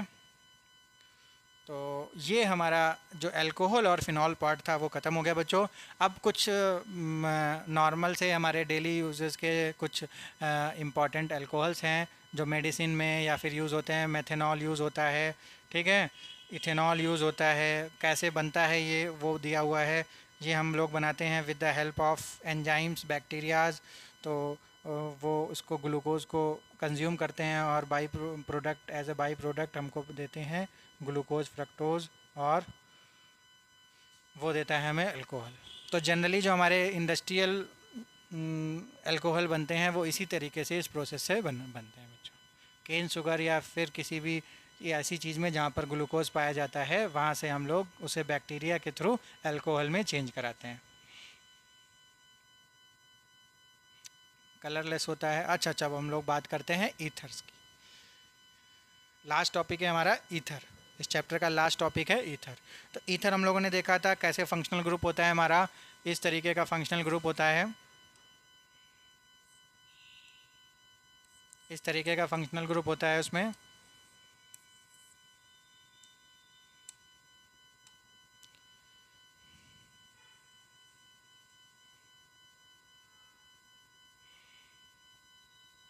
सबसे पहले बात की गई है preparation of ethers, preparation of ethers, okay.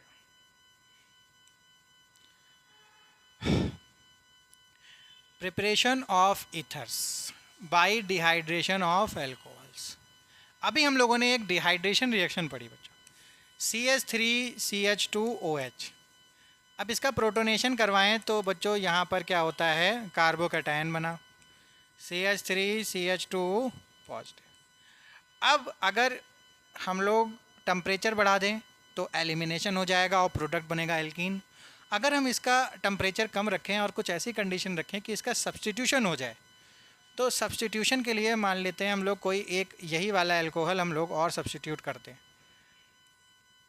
CH3CH2OH। तो ये जो एज अ न्यूक्लियोफाइल यहाँ अटैक कर सकता है। तो CH3CH2OH, CH2CH3 पॉजिटिव। अब ये पॉजिटिव है तो ये H निकल जाएगा पॉजिटिव लेके, तो ये क्या बन गया, CH3CH2O CH2CH3। तो बच्चों बन जाता है हमारा ईथर। क्या बन जाता है, ईथर। तो कार्बोकैटायन बनने के बाद हम लोगों के पास दो रास्ते होते हैं, या तो हम सब्स्टिट्यूशन कराएं या तो हम एलिमिनेशन कराएं। और ये डिपेंड करता है रिएक्शन कंडीशंस पर कि टेम्परेचर हाई है या कम है या कैसी कंडीशन है, न्यूक्लियोफाइल कैसा है।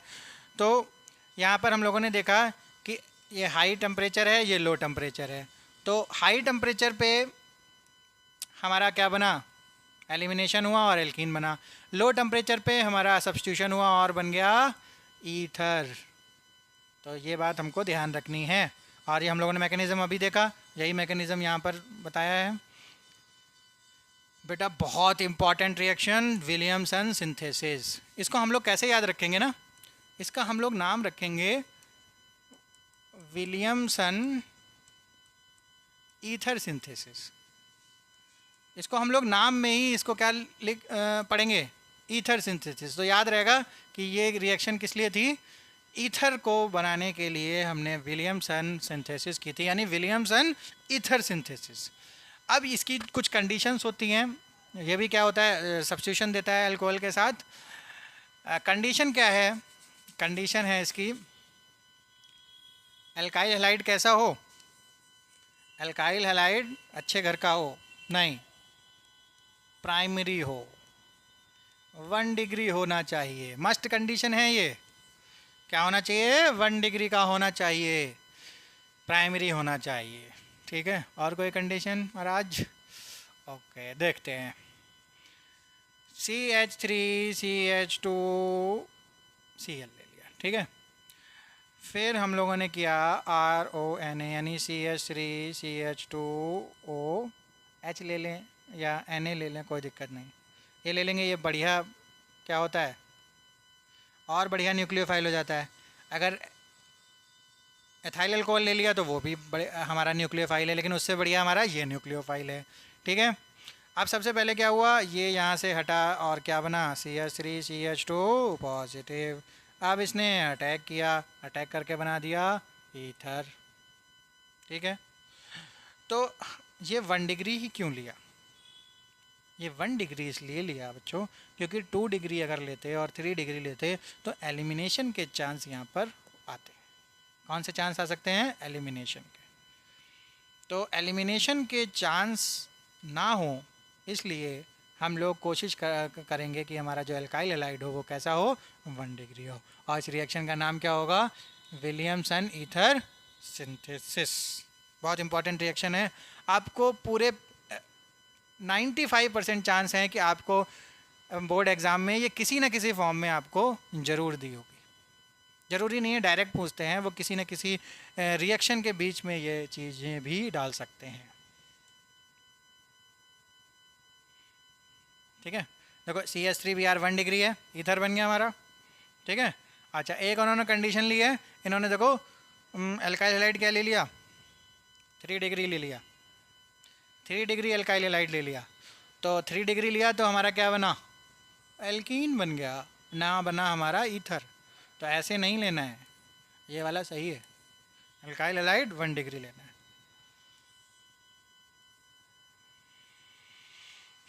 फिनॉल्स भी कन्वर्ट हो सकते हैं इस तरीके से, ठीक है, ईथर बना सकते हैं हम लोग। तो यहाँ पर क्या बन जाएगा हमारा सोडियम फिनॉक्साइड में अगर हम लोग एल्काइल हैलाइड डाल देते हैं तो बन जाएगा हमारा एरोमेटिक ईथर। और अगर ये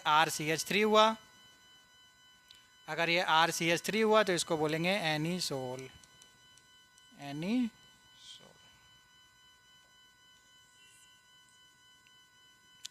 फिज़िकल प्रॉपर्टी क्या होती हैं, ठीक है।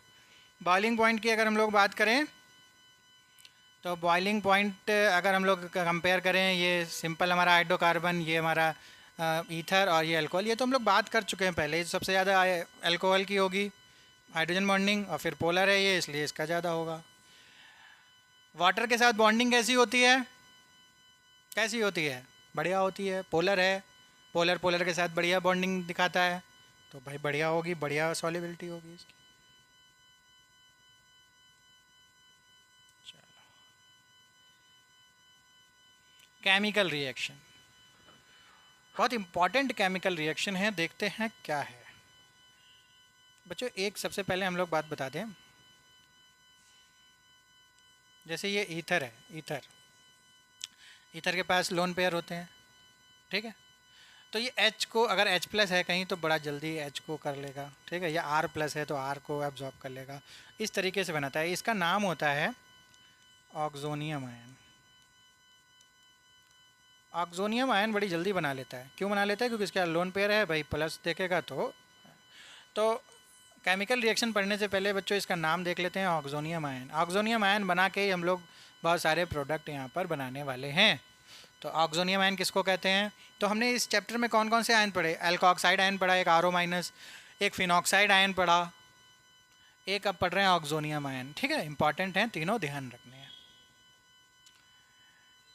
तो यहाँ पर हम लोग ईथर से बना रहे हैं अल्कोहल या जो भी बना रहे हैं, ठीक है, HX के हेल्प से। तो यहाँ पर क्या हो रहा है, अल्कोहल बन रहा है भाई।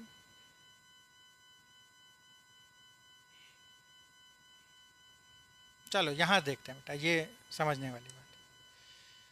ये हमारा ईथर है, ये हमारा HI है। कैसे रिएक्शन होती है? इसने पहले बनाया ऑक्सोनियम आयन, बना दें यहाँ पर CH3H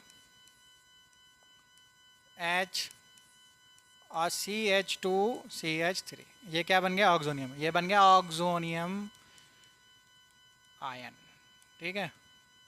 अब ये I माइनस कहाँ अटैक करेगा? अब स्टेप नंबर 2 काम किया। तो बच्चों हम लोग देखते हैं कि ये डिग्री कितना है। ये भी 1 डिग्री और ये भी 1 डिग्री, ठीक है, दोनों 1 डिग्री हैं। अगर ये 2 डिग्री होता तो बेहतर का कार्बोकैटायन बनाता। तब हम लोग देखते SN2 टाइप से। अब हम लोग देखेंगे तब हम देखते हैं SN1 से। अब हम लोग देखेंगे पहले अटैक कौन करेगा, यानी SN2 मैकेनिज्म टाइप से। तो दोनों 1 डिग्री हैं, तो हम लोग यहाँ देखेंगे कि भीड़ कहाँ कम है, कहाँ भीड़ कम है, यानी स्टेरिक हिंड्रेंस कम कहाँ पर है। तो बच्चों ये छोटा है तो यहाँ आराम से ये अटैक कर देगा, तो बनेगा CH3I। और ये जो पॉजिटिव है वो किसके साथ चला जाएगा, इसके साथ, और इसको अपना ये हटा के ये CH3CH2OH बन जाएगा। यही बना है, यही दोनों प्रोडक्ट बने बेटा, ठीक है। तो इस तरीके से ध्यान रखना है, ऑक्सोनियम आयन बनाना है और फिर देखना है कि क्या प्रोसेस हो सकते हैं। चलिए एक और हम लोग देख लेते हैं। अच्छा यहाँ देखते हैं, यहाँ क्या हुआ। यहाँ पर भी सबसे पहले ऑक्सोनियम आयन बना, फिर I माइनस क्या होगा, I माइनस किधर अटैक करेगा। यहाँ बच्चों H2O बहुत अच्छा लीविंग ग्रुप है, तो इसको तो बच्चों कोई छू ही नहीं सकता। I माइनस इधर ही आएगा और H2O निकल जाएगा। लीविंग ग्रुप के अकॉर्डिंग हम लोग यहाँ पर देख रहे हैं। चलो इसमें देख लेते हैं, ऑक्सोनियम आयन बना देते हैं इसका ऑक्सोनियम आयन बना देते हैं CH3 CH3 और H और प्लस ये। अब I माइनस जो है, यहाँ से जो I माइनस निकलेगा वो इधर अटैक करेगा या इधर अटैक करेगा। तो बच्चों ध्यान रहे कि ये 3 डिग्री है और ये 1 डिग्री है। तो सिंपल सी बात है, 3 डिग्री हमारा क्या करेगा, कार्बोकैटायन बहुत अच्छा होता है। तो कार्बोकैटायन के लिए ये CH3OH बन जाएगा, तो ये कार्बोकैटायन इधर आ जाएगा, तो CH3OH बन गया। और ये 3 डिग्री कार्बोकैटायन, 3 डिग्री कार्बोकैटायन बना, तब I माइनस इससे कनेक्ट कर लेगा। तो अब यहाँ पर हमें सोचना है कि कार्बोकैटायन कौन ज़्यादा बढ़िया बनेगा, ठीक है। चलो अच्छा ये बना हुआ है, ठीक है। ये वहाँ जब दोनों 1 डिग्री थे तब हमें तो दोनों 1 डिग्री थे, वहाँ पर हम कार्बोकैटायन की स्टेबिलिटी कैसे देखते, तब हम लोगों ने स्टेरिकली हिंड्रेंस देखी। जहाँ पर कम हिंड्रेंस थी वहाँ पर I पहले अटैक कर देगा, दूसरा वाला फिनॉल बन जाएगा। तो हमें ऑक्सोनियम आयन इंपॉर्टेंट है, उसको पहले बनाना है, फिर देखना है कि कौन क्या बनेगा। ये सारे एग्जाम्पल उसी के हैं, इसमें भी बच्चों आप लोगों को देखना है। इसका देख लेते हैं, ये बढ़िया इंपॉर्टेंट है। इसका ऑक्सोनियम आयन बनाया, ठीक है। अब ये जो I माइनस है वो इधर अटैक करे या इधर अटैक करे, तो देखेंगे कौन सा कार्बोकैटायन बेहतर बन रहा है। तो बच्चों ये वाला कार्बोकैटायन बहुत बढ़िया होता है, बढ़िया, ये होता है बहुत बढ़िया। क्या होता है, बेंजाइलिक कार्बोकैटायन। ये बच्चों 3 डिग्री से भी बढ़िया होता है। क्यों होता है, क्योंकि यहाँ पर हो रही है रिजोनेंस। तो ये बन जाएगा भाई, ये बन जाएगा और इसमें I लग जाएगा, तो ये I बनेगा और ये फिनॉल बन जाएगा दूसरा वाला। तो इस तरीके से देखना है बच्चों, ठीक है। चलो इलेक्ट्रोफिलिक सब्स्टिट्यूशन। अच्छा ये जो ईथर होता है बच्चों, ये +R इफेक्ट दिखाता है, ठीक है। तो ये रिंग पर जो माइनस चार्ज है वो ऑर्थो एंड पैरा पर देता है। तो एनिसोल की जब हम इलेक्ट्रोफिलिक सब्स्टिट्यूशन करेंगे तो हमें ऑर्थो एंड पैरा सब्स्टिट्यूशन मिलेगा भाई। यहाँ पर भी मिल रहा है, ऑर्थो पर भी मिल रहा है और पैरा पर भी मिल रहा है कि नहीं, जैसे हम लोगों को बाकी चीज़ों में मिल रहा था, क्लोरो में, क्लोरो बेंजीन में और बाकी सब में। तो यहाँ पर फ्रीडल क्राफ्ट में भी बच्चों क्या बनता है, CH3+ बनता है, और ये दोनों कहाँ जुड़ जाएंगे, ऑर्थो और पैरा पे, पैरा वाला ज़्यादा मेजर बनेगा। फ्रीडल क्राफ्ट एसाइलेशन में क्या बनता है, CH3CO+, ये भी ऑर्थो और पैरा पे जुड़ जाएंगे, पैरा वाला मेजर बनेगा, ठीक है।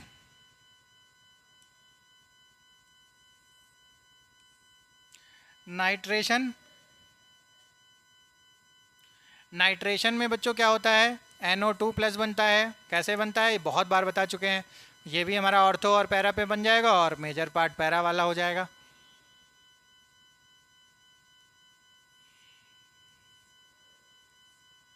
ओके, सब एक्सरसाइज हैं, ये सब हम लोग करेंगे, अपना प्रैक्टिस में करेंगे बच्चों, ठीक है।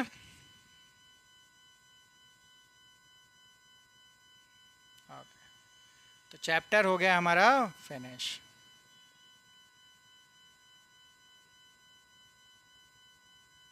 चैप्टर हो गया बच्चों फिनिश। चलो, चैप्टर फिनिश हो गया, कोई बात नहीं। तो कैसा लगा बच्चों आज का सेशन वन शॉट का हमारा? हम लोगों ने alcohol, phenol, ether chapter complete कर लिया है वन शॉट में।